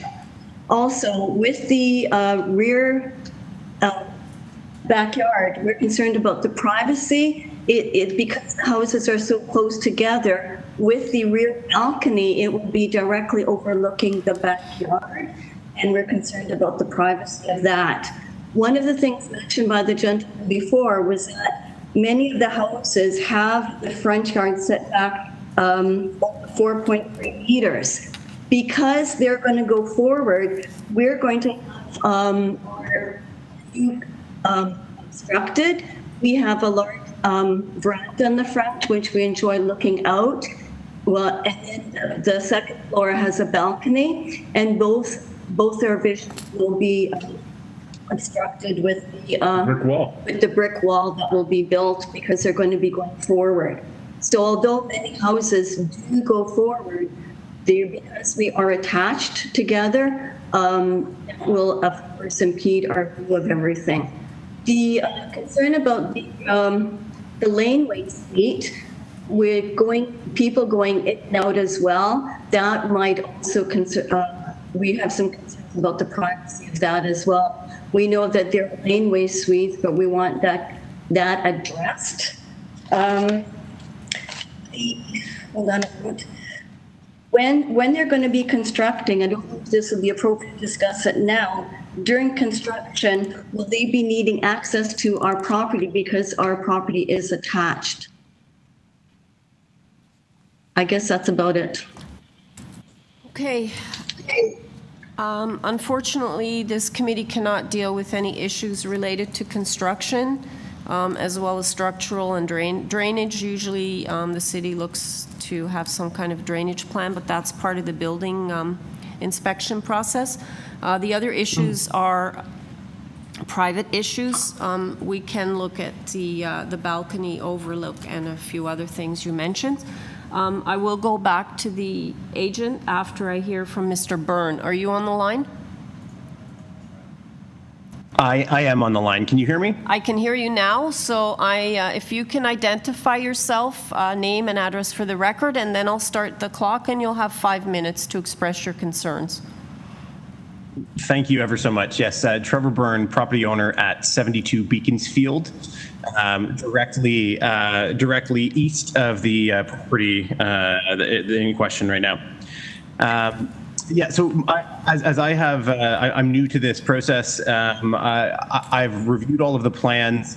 In terms of variance and zoning, I understand most of these are fairly minor, although I do understand both the neighbor speaking prior's concerns. Ours predominantly is in relation to the laneway suite and privacy to our backyard. We have 2 young children, and we do not have a garage.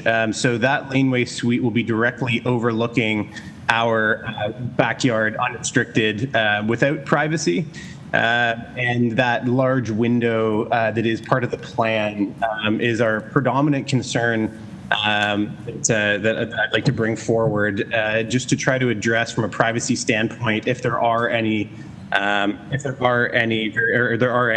potential solutions to that.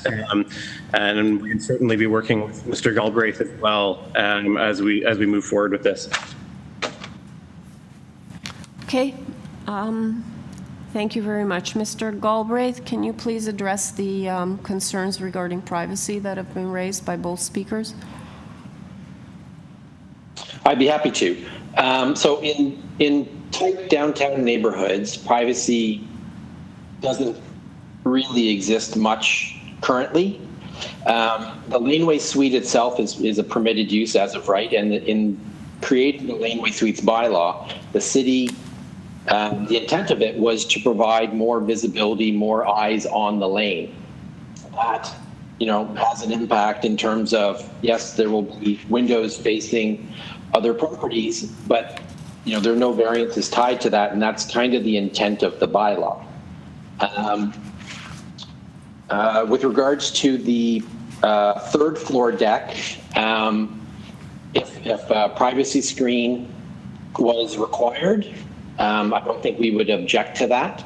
But again, I don't think that the privacy is as much as perhaps it might be perceived right now.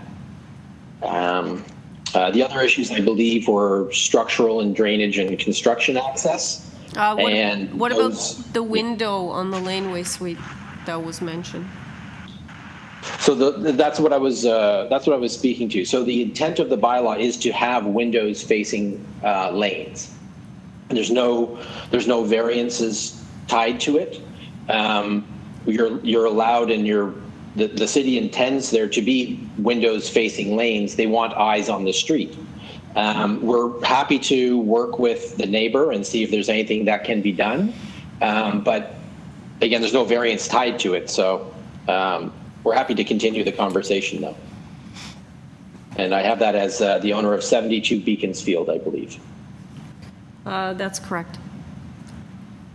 I said, yep, We're that's happy correct. to see if there's something that we can, thank you. We're happy to see if there's something that can be done. Okay. Panel members, do you have any questions of Mr. Galbraith?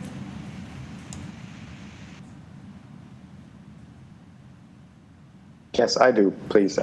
Can you just explain the distance that the front addition is going out from the existing front wall? What's the dimensions of that?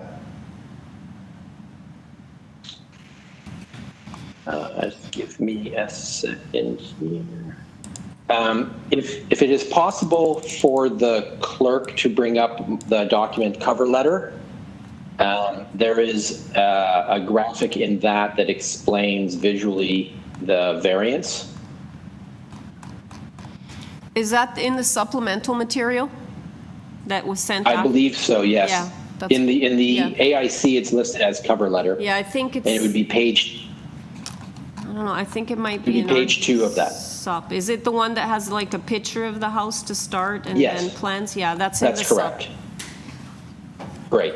So page 2 of that indicates the amount, where the variance is, the amount of it in green, and shows that we're basically bringing it in line with the neighbor at 75.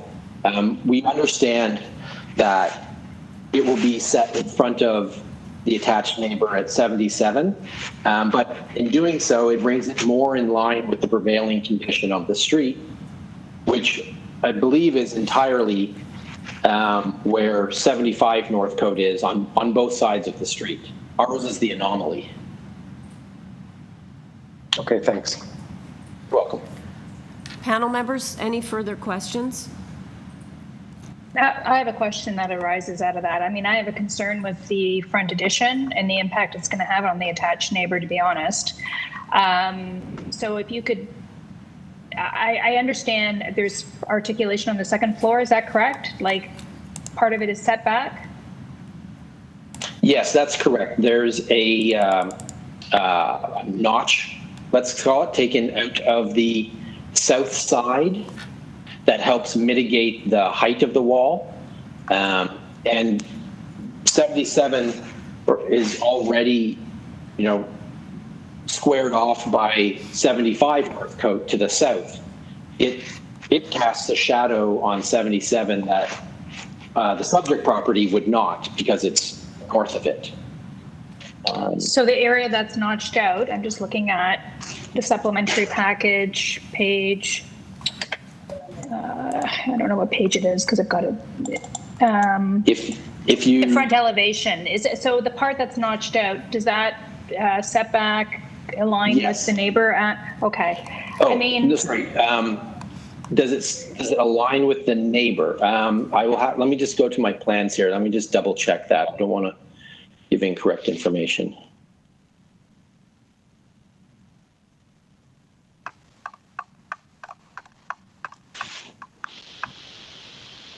I would not say that it aligns with the neighbor, but it does step back.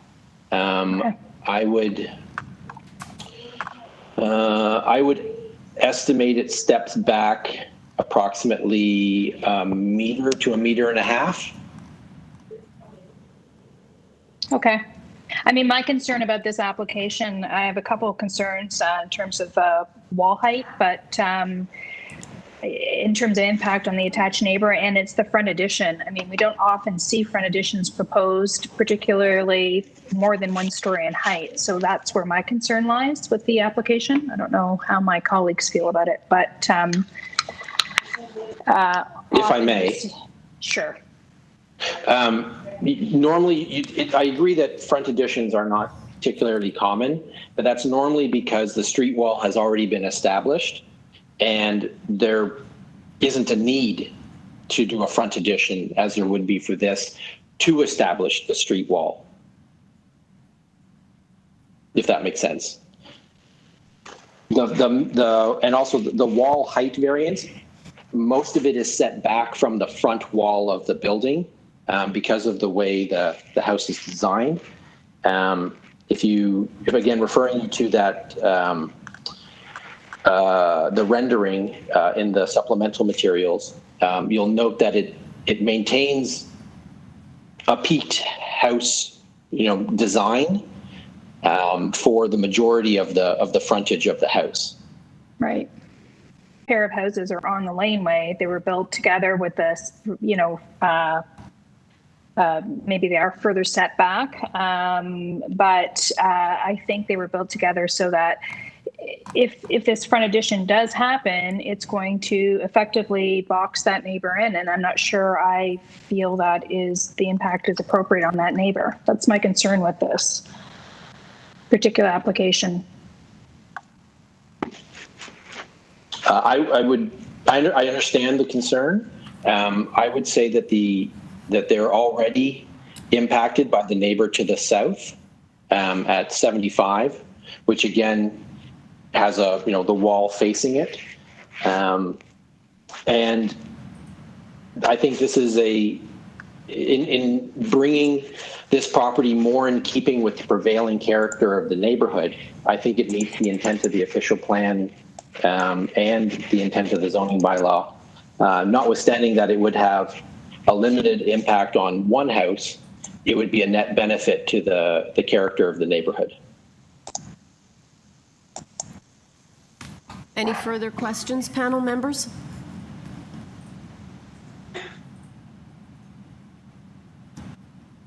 No?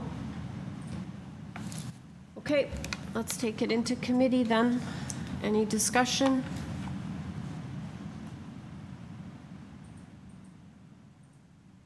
Sure, I'll jump in. I understand Ms. Valentini's concerns, and that was my main, the main flag that I saw first at looking at this application. But I do think that, especially looking at the street, that this is really more in the pattern of the existing setbacks. I think, yes, it does have some impact on the immediate neighbor, but they have attempted to notch out the front second floor, and I think it's more than just a gesture. I think it's a helpful addition to the plan. And I think the design is interesting, not that really matters for our perspective, but I think it's a good kind of intensification of a tight site, staying to the existing floor plans, basically, the footprints. And I don't know. I think it's good. I'd support it. Okay. Panel members, any more comments? I'm happy to jump in. I think my concerns, I've kind of already raised them in terms of the reduction of front yard setback. Well, I appreciate the other houses on the street are set forward. I think this is semi-detached. It's not, I think, it is a semi-detached situation. And I feel, in my view, adding this a front addition would have an adverse impact on the neighbor, that I don't support the application.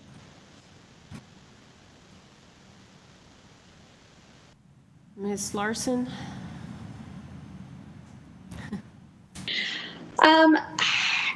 I think my first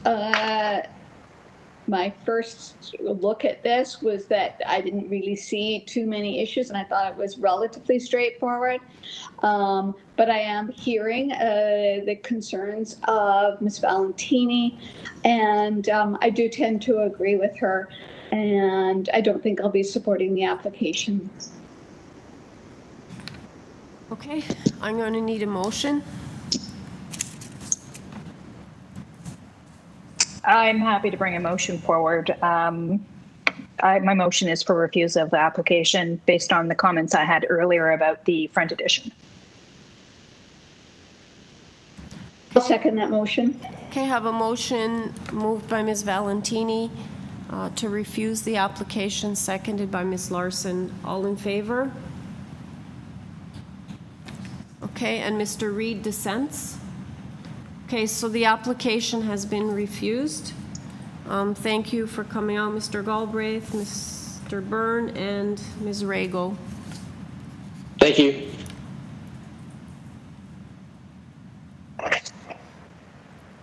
Okay, the next item is item number 10, 2430 Bloor Street West.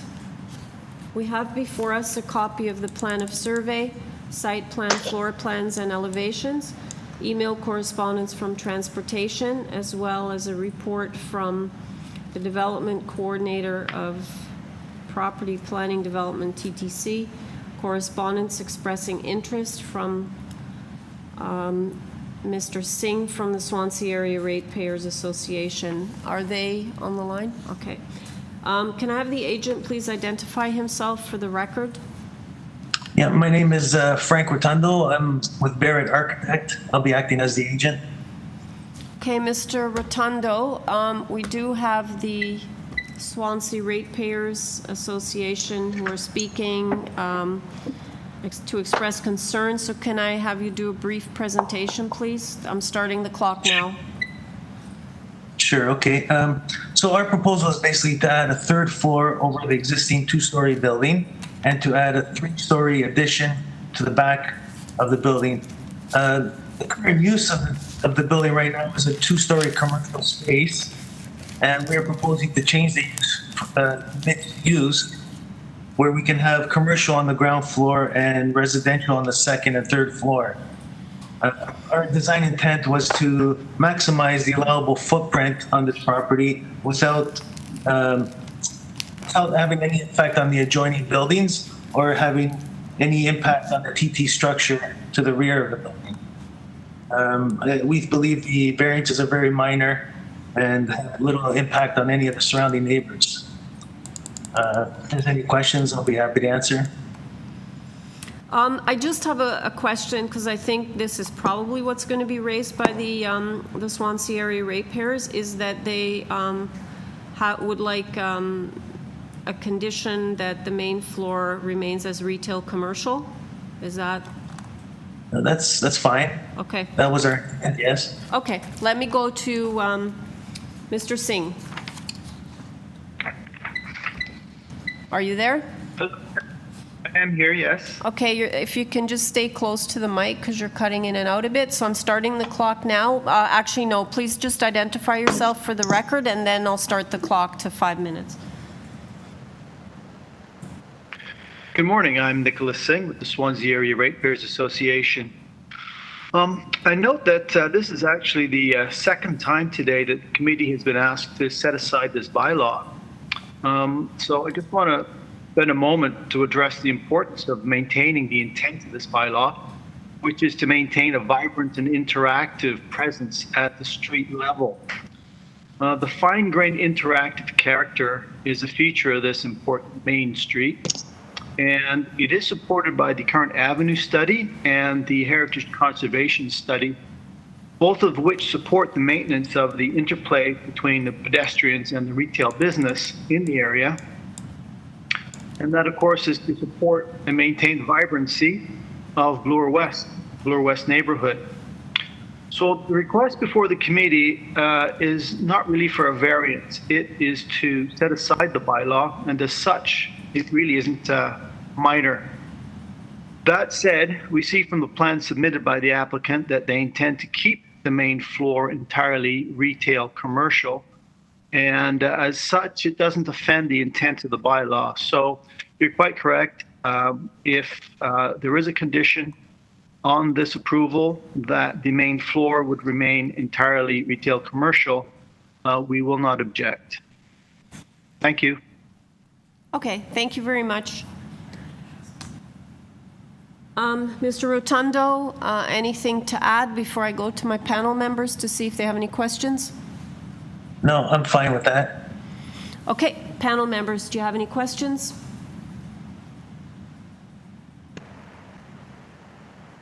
No? Okay. So you've heard the that there's no objection to putting that condition in. So any comments?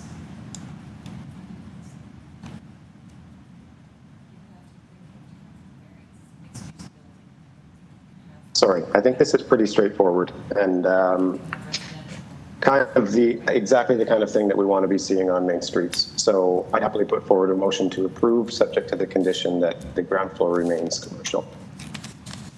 Okay, I have a motion to approve moved by Mr. Reid with a condition that the ground floor remain retail commercial. Do I have a second? I'll second the motion. Seconded by Oh, Ms. Sorry, can I just say that the ground floor remain commercial, not necessarily retail commercial? Sure. Thanks. Okay, that the ground floor remain commercial. Motion to approve by Mr. Reid with that condition, seconded by Ms. Valentini. All in favor? Okay, your application has been approved. Thank you, Mr. Rotundo and Mr. Singh.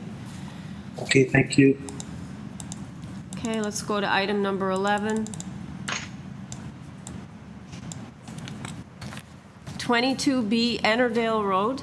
We have before us a copy of the plan of survey, site plan, floor plans, and elevations, 3 photographs that show the neighborhood context, email correspondence from transportation planning technologists, staff reports from community planning, and Ravina natural feature protection, and they are asking for condition number 1. We have correspondence in opposition from 19 Ennerdale. Can I have the agent please identify himself for the record? Good morning, Madam Chair and Committee. It's Mario Silva on behalf of the owner for 22 Ennerdale Road. Okay, thank you. Do we have people in 1 or 2? Okay, Mr. Silva, can you please give us a brief presentation? We'll have 2 people speaking in opposition. I'm starting the clock now. Certainly. The proposed is a 3-story detached single-family dwelling on an empty residential lot. The lot size is 4.6 meters wide by 11 meters average depth. Our GFA is 105 meters square, which is a relatively small dwelling. I have provided some supporting material to help visualize and provide a better understanding of the site. Community planning reports that they have no objection to the construction of the dwelling, given that the lot dimensions and configuration are existing. Urban forestry will seek approval to their satisfaction. There are no city trees, but private. Parking availability. I've spoken with Mr. Michael Coote, which is the parking permit supervisor, and he has provided parking numbers for me, which are for the area map 13L. There are about 400 parking spaces total, and they have issued 157 parking permits. So this means that there are 243 parking spaces available in the area. Most people have garages or parking. Right in front of the property, we have 8 spaces available and only 3 permits issued. So that means we have 5 spaces available. We have 9 variances, which is related mostly to the undersized lot. I'm not sure if it's required for me to go through each variance. Well, it's whatever you want to highlight that you can use your 5 minutes for. Yeah, the front yard setback is in line with the garage on the west side, which is the neighbor. And given the constraints of the site, I believe we are adequate in terms of the front yard setback. So, in my opinion, the variance is maintaining the general intent and the purpose of the official plan and zoning bylaw, and are consistent with the character of the neighborhood. In my opinion, the plans are appropriate and desirable. I welcome any questions from the panel.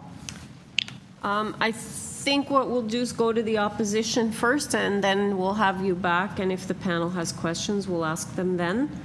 So if I could have, is it Mr. Leon or Ilion? Hello, this is Brian Ilion, can you hear me? I can.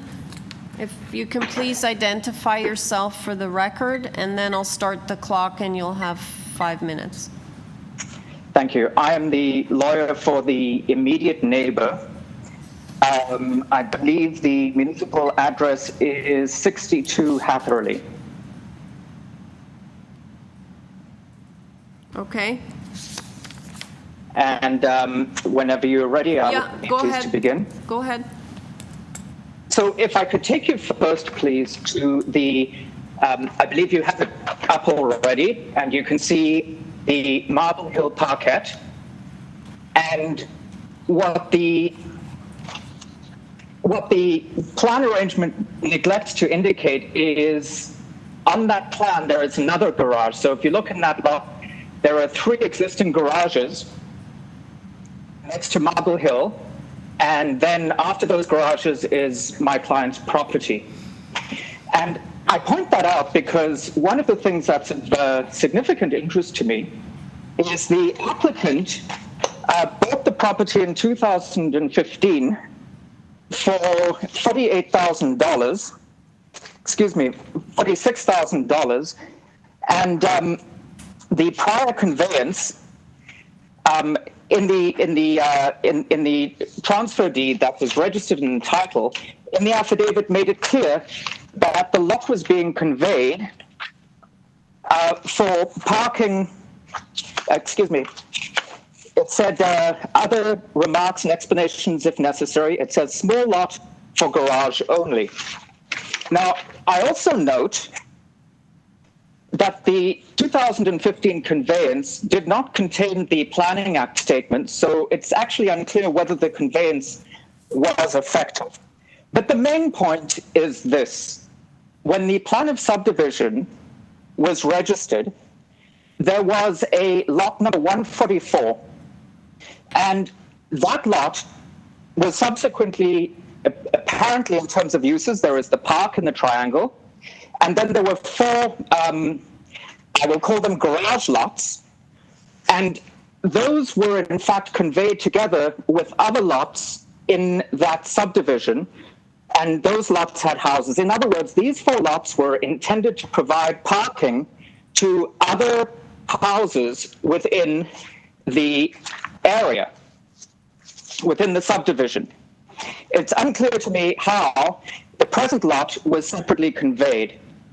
However, when you look at the area of the lot, which is approximately 50 square meters, it is grossly inadequate to support the proposed variance.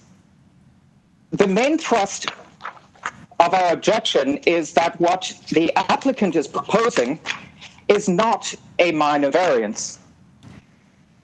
The applicant further misstated, in my view, the planning report dated April 17th, I believe it's, I believe that in the, if I could ask you to please turn that up.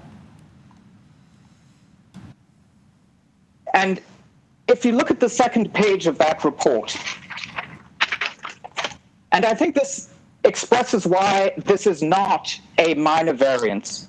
If you read the second paragraph, it says, community planning considers the existing lot to be not minorly undersized, but significantly undersized, and not in keeping with the general intent of the official plan and the zoning bylaw. And I think that that is critical.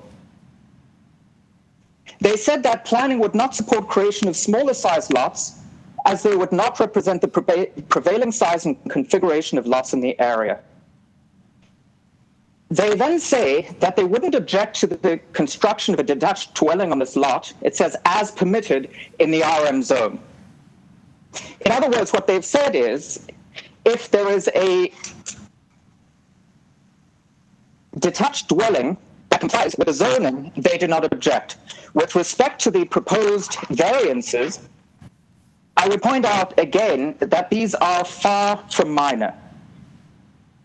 If you start with the lot area, this lot is 50.4 meters. The minimum required lot area is 240 square meters.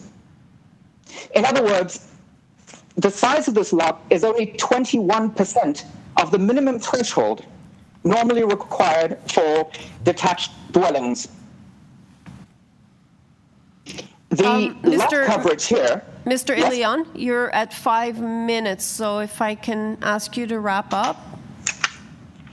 Yes. Thank you. The lot itself is problematic because it has extreme sloping, and in my view, I would suggest that given the variances here are significant, given planning's position that the proposal does not in fact comply with the general intent of the official plan and zoning bylaw, we would request that this application please be refused. Thank you. Thank you, sir.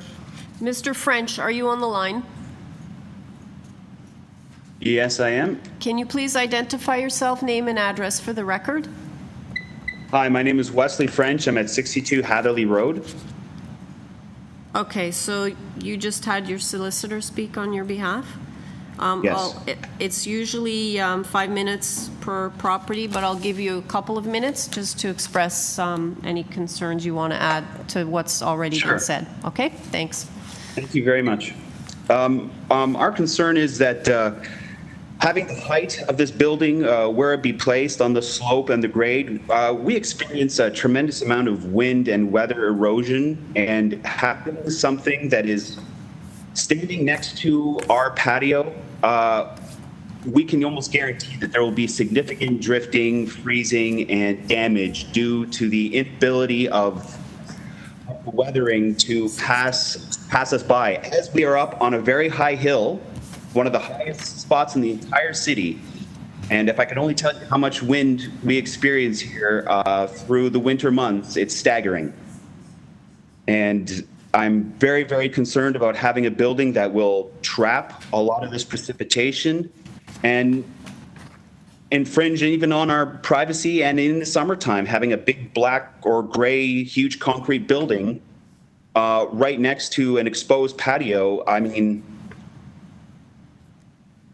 and in addition to that, I'd like to add that the former residents of 25 ENNERDALE related to me that during the 70s, there was a near landslide of this area due to heavy precipitation, and having a building so close it is a serious concern of the stability of this entire ravine area. Thank you, Mr. French. Yep. Mr. Silva, can you please speak only to the concerns that have been raised? Okay, in terms of construction, this will be built appropriately.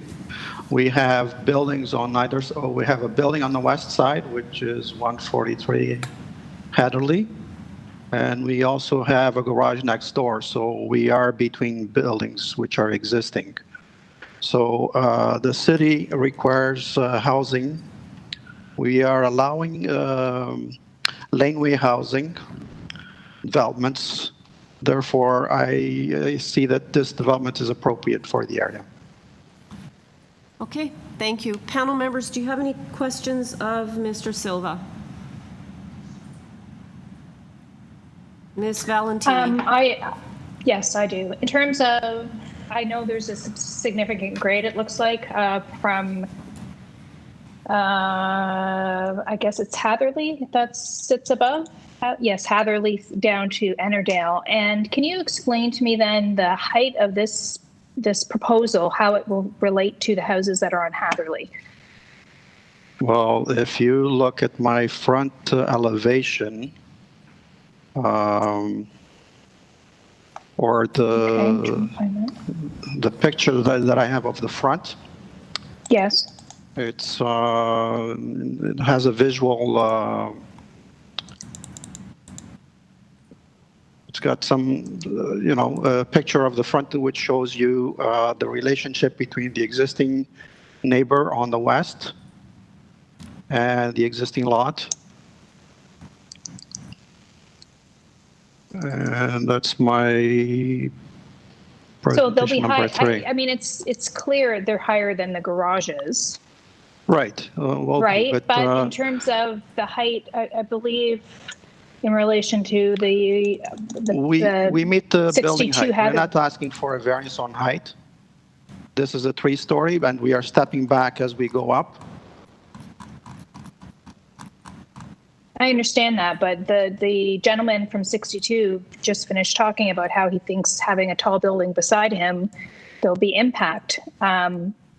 I'm just trying to understand with the grade change, how tall your building will actually be in relation to his. His sits a lot higher on the lot. Yeah, it's they're 1-story at Hatherley, so therefore we're not going over there. It's only 1-story maximum above what they are on the north side, on the south side, which is Hatherley.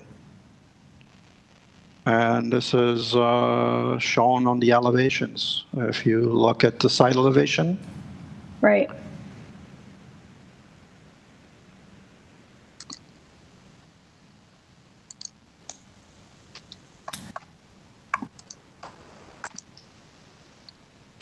Sorry, I'm just trying to.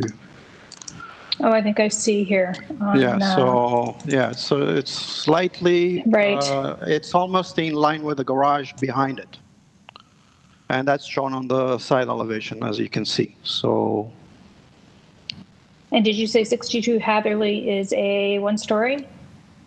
It's 1-story facing the street, but it's 3 stories or more from ENNERDALE. Right. Okay. So you're not going to be looming over is what I'm trying to figure out. No, we are not. It's comparable with the neighbor next door. Okay. I see now, looking at drawing A8, right. How it relates. Yeah, so that's a helpful. perfect Thank you. example to illustrate the heights.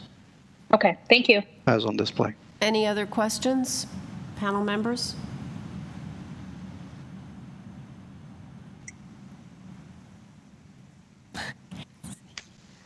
I'm sorry, I couldn't see you. So, Kathleen, do you have a question?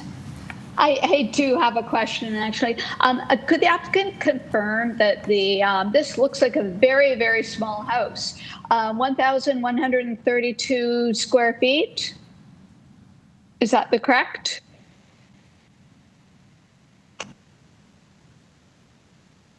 Can you hear me? Yes. Sorry. I said this is a 3-bedroom. And will never be a duplex or triplex. This will always be a single-family dwelling. I think the question was about square footage. Yeah, the square footage is 1,100 square feet, as she stated. So this is a very, very small house. Correct. Thank you. I think that's all I needed to know right now. Thank you. Mr. Reed, do you have any questions or no? Okay. Any other questions?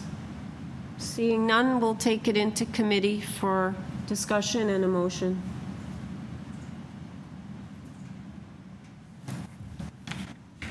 I'll start off.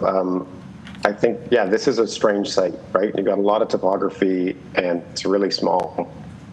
But I actually really like this proposal. I think it's pretty sensitive to its surroundings as much as it can be. It's trying to be creative, I think, in terms of infill. And I think we need to see more of this kind of stuff. And it's not always going to be necessarily perfect in terms of, changes to the neighborhood. But I think this does mirror what's on the other side of the street quite well. And I think we should be looking for more stuff like this in the city. So I would support this. Any other comments? I would just like to add that I think that it's a very small house. It's a very small lot, but it's also a very small house. And I think if the lot is going to be developed, I think this is a good design and in keeping with the neighborhood.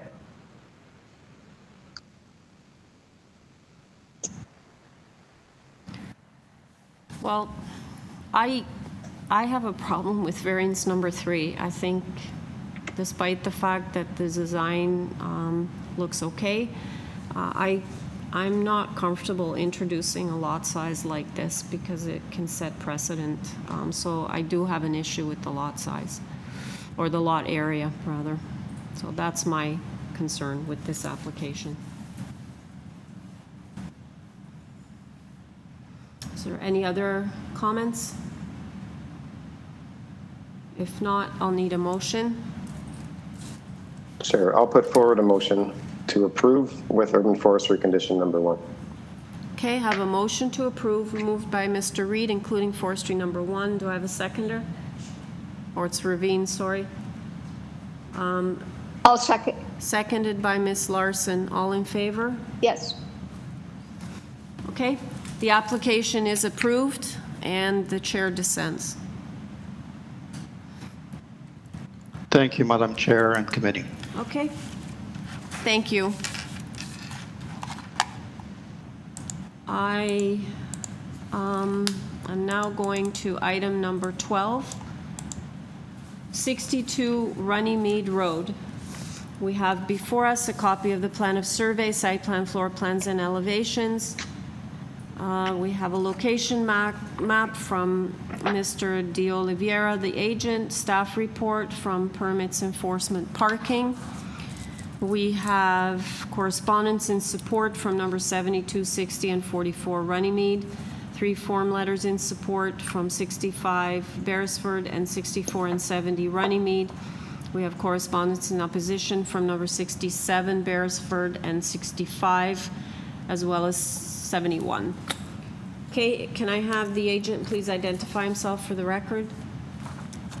Hi, my name is Mike De Oliveira. I'm here representing 62 Runnymede from Replacement Design, located at 911 Davenport Road. Okay, do we have speakers? Okay, sorry, just 1 second. Which one do I have? Okay, so Mr. De Oliveira, we have 1 speaker, so if I can ask you to please do a brief presentation. I'm starting the clock now. Certainly. So we are seeking relief to the bylaw to create a 2-story rear addition. The variances we are seeking are in line with similar approvals the committee has made in the past. Our clients have spoken to many of the neighbors in the neighborhood, collecting 6 letters of support.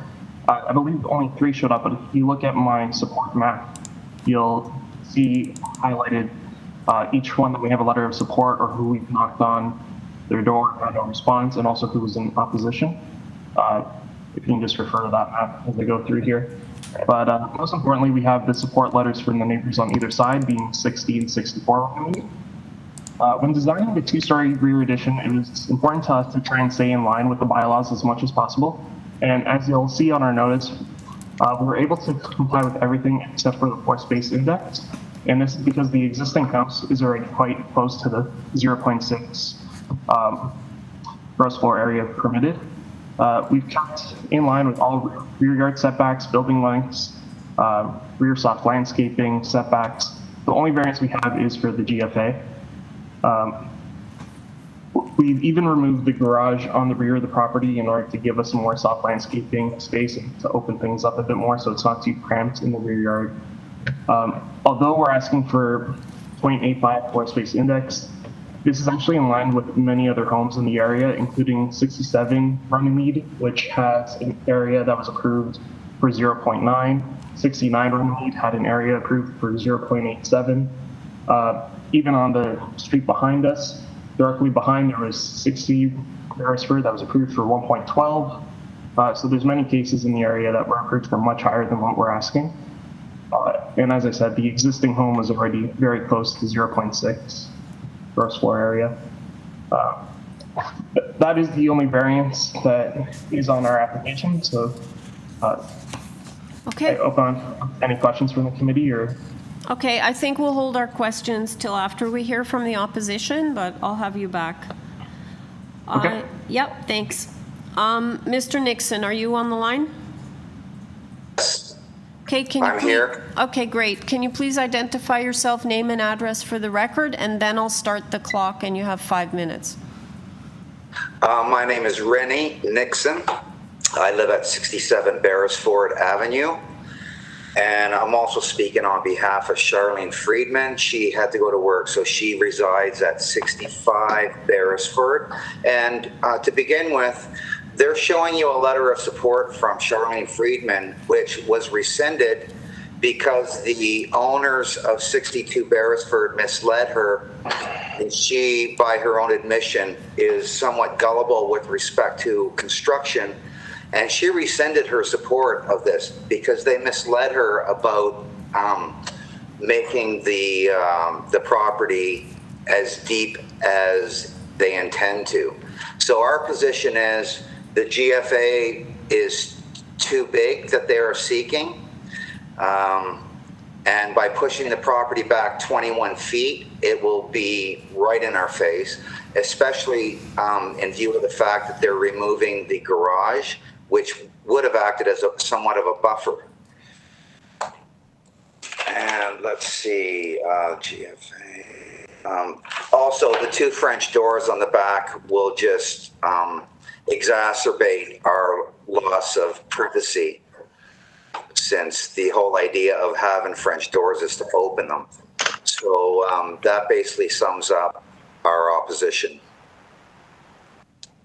Okay. Thank you very much. Panel members, do you have any questions of the speaker? If not, we'll go to the agent. No? Okay, thank you very much, Mr. Nixon. Mr. De Oliveira, can you please come back and respond to the concerns expressed by Mr. Nixon? Sure. So our client went door to door with copies of the proposed drawings that showed anybody with questions exactly what we were proposing. So I'm not quite sure why they're coming back now with this opposition, but the homeowner did make it clear, showing them exactly what the extent of the project was going to be. So the owners were well aware. And if you look at my map, we did show that that neighbor who is behind at 65 and also the speaker we just heard from 67, those all show up on that map as people that were in opposition. I know typically the committee usually removes letters of support that may have come back with objections afterwards, but I guess in this case that was never done. So I understand why they might be upset that that appeared, but that wasn't our doing. In terms of privacy, of course, the homeowners are concerned about privacy as well. There's no intention to look into people's backyards. This is just an addition that is to fulfill their own requirements. The city only has a variance for the GFA. There is no variance to the building depth, building length, or the rear yard setback. We made sure to keep well in line with the city bylaws in most cases. That's why, as I said, you're only seeing one variance. And if you actually look at that same support map, you'll see that the neighbor directly behind 65 that he referred to is actually closer to the rear lot line than our proposal. A quick look at the V2 maps, you'll see they're roughly 7 meters away, whereas we're 9.66 meters. So if you keep in mind the fact that we have no variances for rear yard setback, we're actually well within what's allowed here in the area. Okay, thank you very much. Panel members, do you have any questions for Mr. De Oliveira? No? Okay, let's take it into committee then. Discussion? Sure, I'll start off. On first blush, I thought that this looked really large, and it is. It's a sizable addition, but I do commend the applicant for tailoring the addition to the existing bylaws, and so only asking for the one GFA variance. I think that's commendable, and also then seeing the support from the two immediate neighbors, that gave me some comfort. So I mean, as long as they're happy, I think that means a lot to me. So I would support this proposal. Any further comments? If not, we'll go to motion. Sure, I wouldn't mind just weighing in. I think the fact that we've heard that there are other GFAs in the area that are similar to this one, I was originally concerned as well about the GFA. But I think it's interesting to note that even though the GFA it's in keeping with a few others in the neighborhood, so I think that's a good thing. And they do meet the rear yard setback requirements. So I think that provides, in terms of privacy, I think that provides to me some comfort in that this will fit on the lot, and it should have not as much impact maybe as the neighbors think it will have. So I'm in support of the application as well. I'm definitely in support of this application, and I'd also like the fact that they're removing the garage in the backyard, so they can add some more permeable, maybe landscaping, and I don't have a problem with the additional GFA. Okay, so I'll move a motion to approve with no conditions. Okay, have a motion to approve moved by Mr. Reid, seconded by? I'll second. Seconded by Ms. Larson. All in favor? Your application has been unanimously approved. Thank you, Mr. Nixon and Mr. De Oliveira. Thank you very much. Have a good day. Okay, we're now going to item number 13, 133 Heward Avenue. We have before us a copy of the plan of survey, site plan, floor plans, and elevation, previous committee decision affecting the property, planning rationale from Mr. Moot, the agent, copy of correspondence in response to the owners of 131, staff report from community planning. They're asking for a condition. We have TRCA report, 6 form letters in support from 132, 136, 137, 142, 143, and 145 Heward. Correspondence in opposition from number 131 Heward. Can I have the agent please identify himself for the record? Jeffrey Moot, Principal Moot Architect, 139 Carlaw Avenue, agent acting on behalf of owners. Okay, will you be speaking? I'm showing, I can't quite read this. I think it's Mr. Pothen, the solicitor, also registered, but he's here on behalf of the applicant. Is that correct? He didn't register? Or it is opposition? It says here solicitor for the applicant. Yeah. Mr. Pothen? Are you there? Hello? Can you hear me? Oh, yeah, right now I can. I'm sorry. This came in late, so it says here you're the solicitor for the applicant. Is that correct? That is correct. No, I am not. No, you're here for the opposition, right? I'm here for the opposition. There was some back and forth over this. Okay, I'm looking at some of the older stuff here. So it looks like you sent in correspondence for 131 Heward. Is that correct? That's correct. Can you hear me?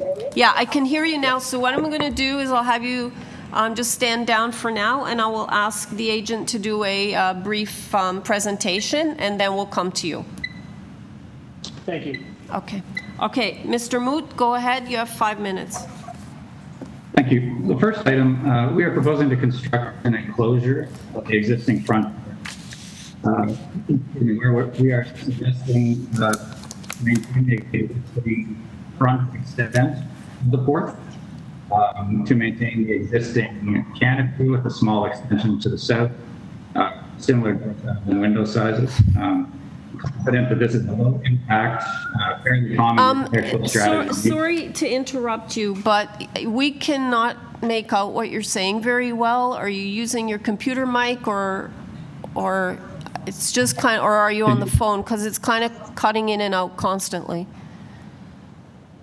Can you hear me now? Yeah. Can you say a whole sentence and we'll see how it sounds? I would be happy to. Yeah, it's Is it still breaking up? It's still breaking. It's still breaking up. Okay, shall I try again? If I speak slowly? Okay, what we're going to do is we're going to phone you and see if that helps. So you can hear.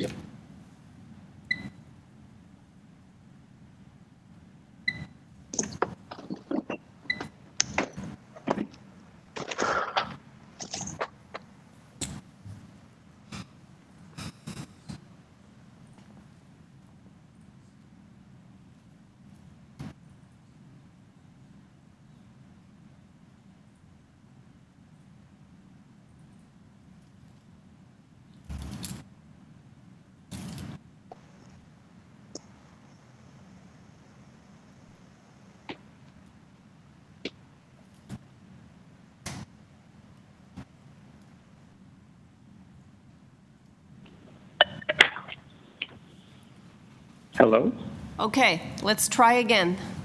Can you say... Can you hear me now? Yeah, just say a whole sentence again, sorry.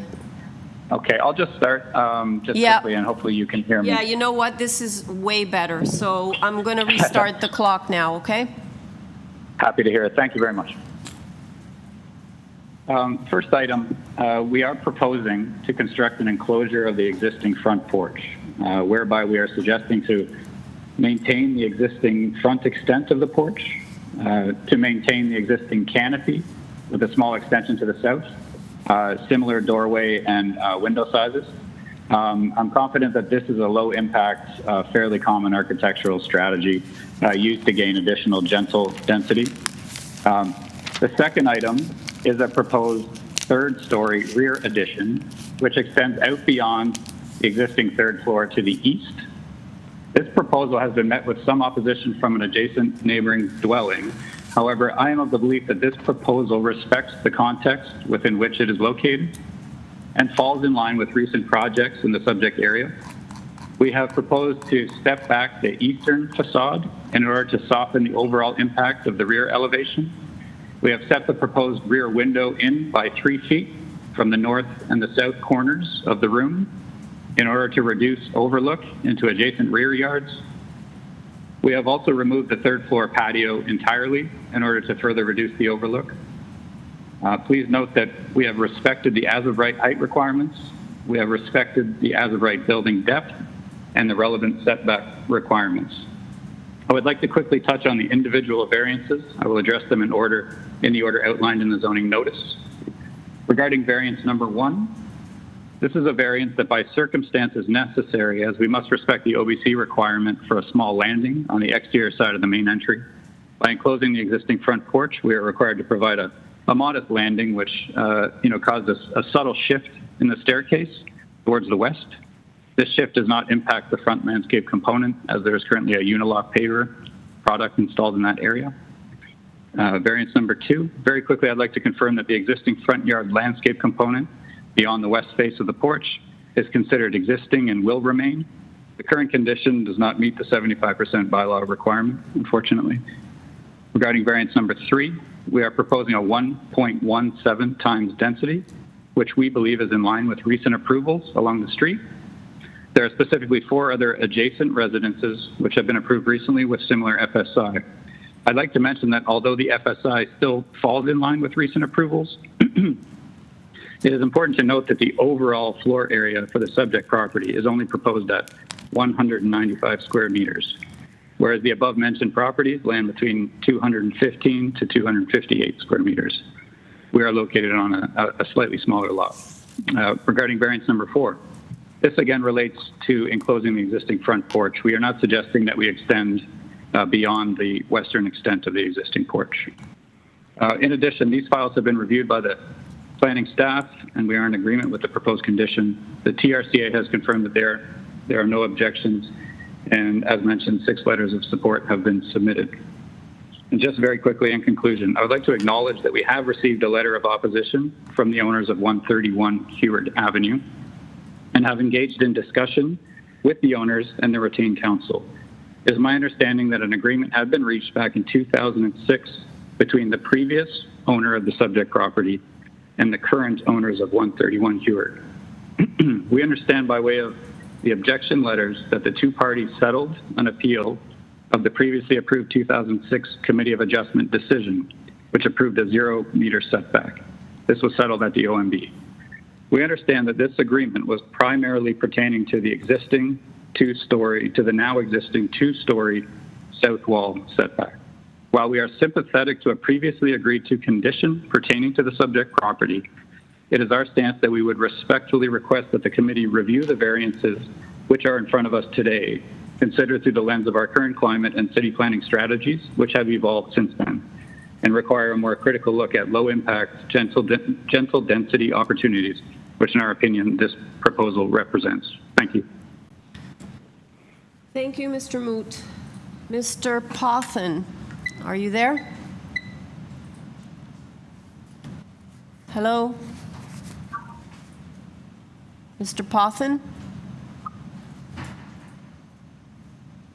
Can you hear me, Madam Chair? Yes, I can now. Okay, I'm starting the clock. You have 5 minutes. Thank you. Good morning, Madam Chair.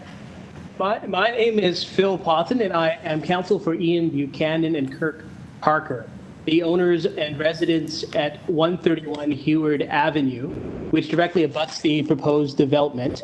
I request that the clerk bring up page 15 of the proposed plans at A401.0.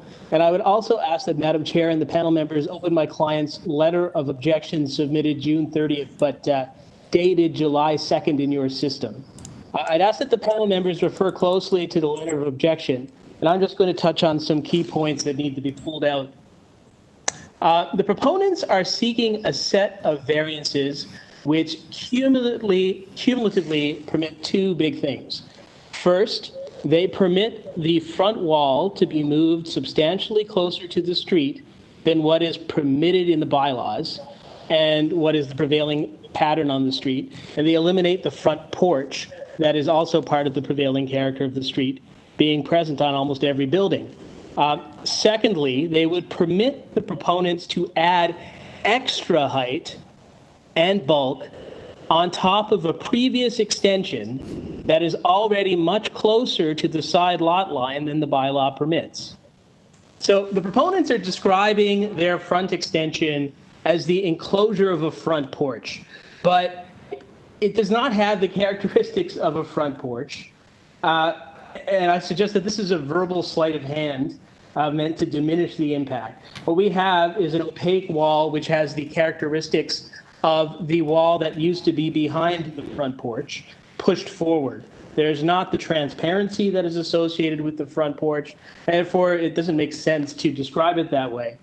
Now, the point I want to drill into is that since the coming into force of OPA 320, the references to prevailing building types and prevailing setbacks and to the physical character of the neighborhood now, as opposed to a couple of years ago, they refer to the most commonly occurring form in that neighborhood. And the overriding concern is with physical characteristics of the properties that face the same street as the proposed development, in the same block as the proposed development. The overwhelming majority of homes on this stretch of Heward Avenue have broad, covered, open front porches spanning nearly all of the front facade. Because OPA 320, it's not permissible to point to atypical examples on the street and say that this is consistent with the character or maintains or reinforces the character of the neighborhood. So there's a lot on this in the written component. But secondly, Regarding the floor space variance impact, the floor space variance, I would direct the members to our written submissions, but I'd like to drill down on an aspect of these submissions that may not have been well enough articulated in writing. It's typical for a proponent to try and divide and conquer variances, but adverse effect has to be assessed by looking at the maximum cumulative effect of a structure that would be permitted with all the variances, and comparing that with the adverse effects of a built form that would be likely to result with no variances at all. The baseline is a no variance condition. If there's any component of the building that is significantly different from those of the building that would result with no variances, then it's not permissible to approve the new variance. In this present case, the baseline adverse effect would be that of adding this extra floor space to the third story of a building that is set back roughly 3 times as far from the side lot line. The minimum side yard setback is 0.9. The extension, which resulted from a 2006 OMB resolution, is set back 1 foot 3 inches. This would add extra height and bulk, as I said, much closer to the side lot line that is contemplated. Now, without this floor space index variance, there wouldn't be enough floor space index left to allow this added bulk to be added here in this very sensitive position. The original variance was resolved because the proponents made concessions that were not part of the variances. They agreed that any roof deck would be set back substantially from the south wall of the main structure, as shown in the drawings of the existing condition, which is page 9 of the drawings. And this extension would take away those concessions, which formed the basis of the settlement that gave rise to the original approval. Mr. Pothin, Yes? you're over 5 minutes. Can you wrap up, please? Sure. Thanks. So we're in a very strange and unfortunate situation here because in the ordinary case, we would be able to find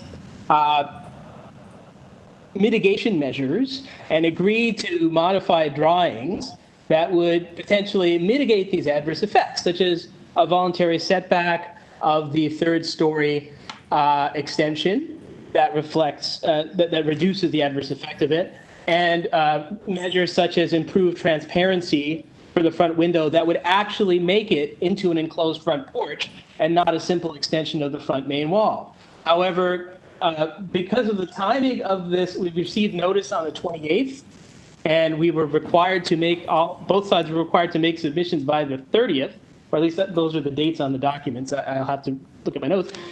The ordinary process that would have occurred, that would have allowed us to reach this compromise that might meet the 4 tests, it hasn't been possible. And so what we have is this unrefined version of the proposal that is not minor in its adverse effects. It does detract from the character of the street. It does have very significant visual bulk adverse effects that are much greater than would be permitted as a you right. have 20 seconds. Yeah, so we're asking that you impose such conditions, and if it's not possible to impose such conditions, that the application be refused because it simply isn't compliant or doesn't meet the tests as it stands. Okay, thank you. Panel members, any questions of the speaker before we go back to the agent? No? Okay. Thank you, Mr. Pothin. Mr. Moot, can you please speak to the issues raised? Thank you.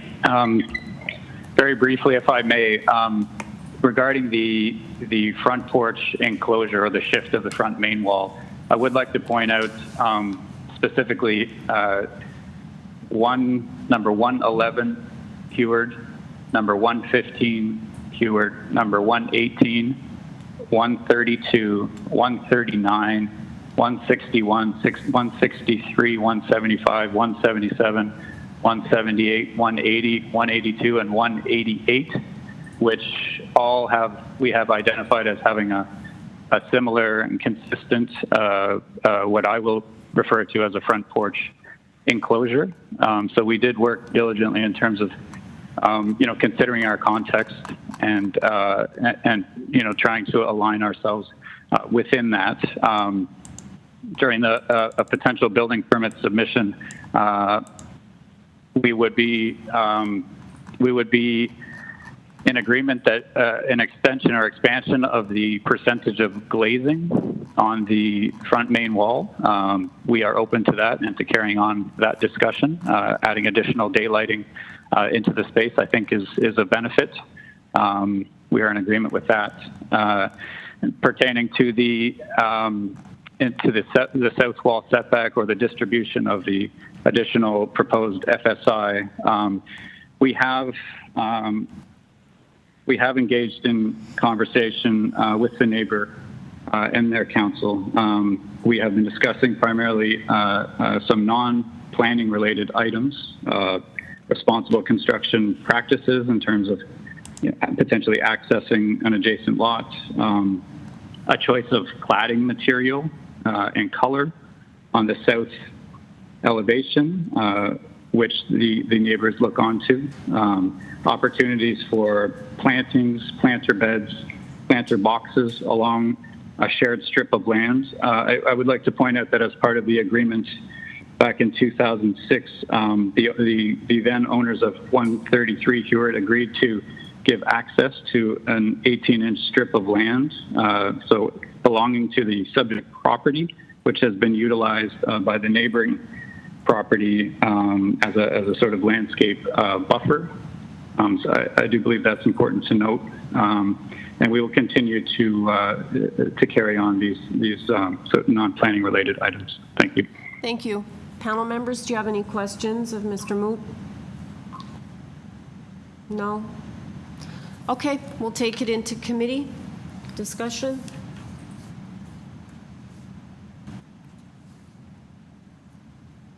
I'm willing to start off on this one. I think the variances, in my view, are reasonable. I think they meet the 4 tests. I think the applicant has made a good attempt at creating an addition at the 3rd story that is sensitive in terms of the impact on the adjacent neighbors. It is stepped back from the back, from the rear wall. They're proposing to build within the existing footprint, so there will be no additional impacts. And I also note that it's replacing a deck, which is almost of the same size. So in terms of overlook, I think the architect for the applicant has pointed it out in his materials, which I thought were very well done. There will be less impact, in my view, in terms of overlook from the addition.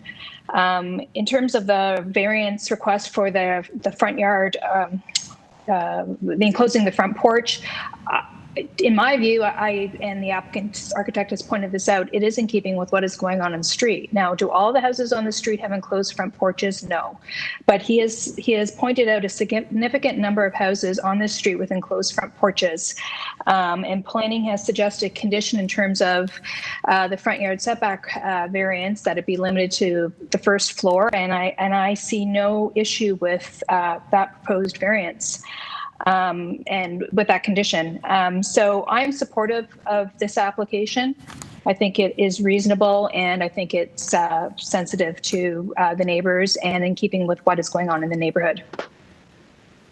Thank you. I'd completely support what Ms. Valentini is saying. And I was kind of surprised with the level of opposition to it, because I think that it's really a sensitively and well done addition, both in the front and back. And particularly the notching out of the 2nd and 3rd story windows. I think the applicant is really making an effort to lessen any potential impact. So yeah, full support from me. Full support from me as well, and I concur with all of my colleagues' comments as well. I think they've been very articulating in already expressing my views. Okay, who wants to do the honors with a motion then? I'll bring a motion forward for approval of the application, subject to the conditions set out in the planning department memo relating to the front yard setback. I'll second that. Okay, motion to approve, including the planning condition in the June 25th report, moved by Ms. Valentini, seconded by Mr. Reid. All in favor? The application has been unanimously approved, and thanks to everybody for coming out. Okay, the committee now stands recessed until 1:30. See you soon. See you later. Bye.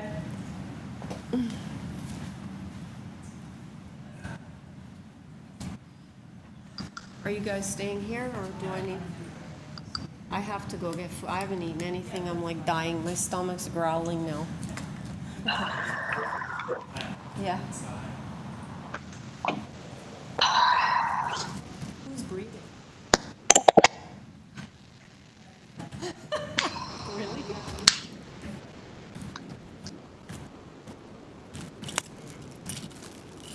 Okay, so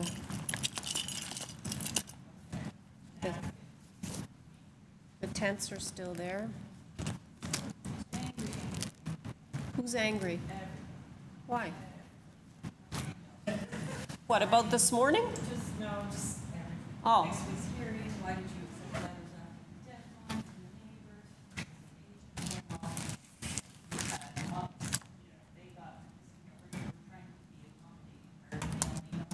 I don't understand these guys. This stuff is in there for 6 months.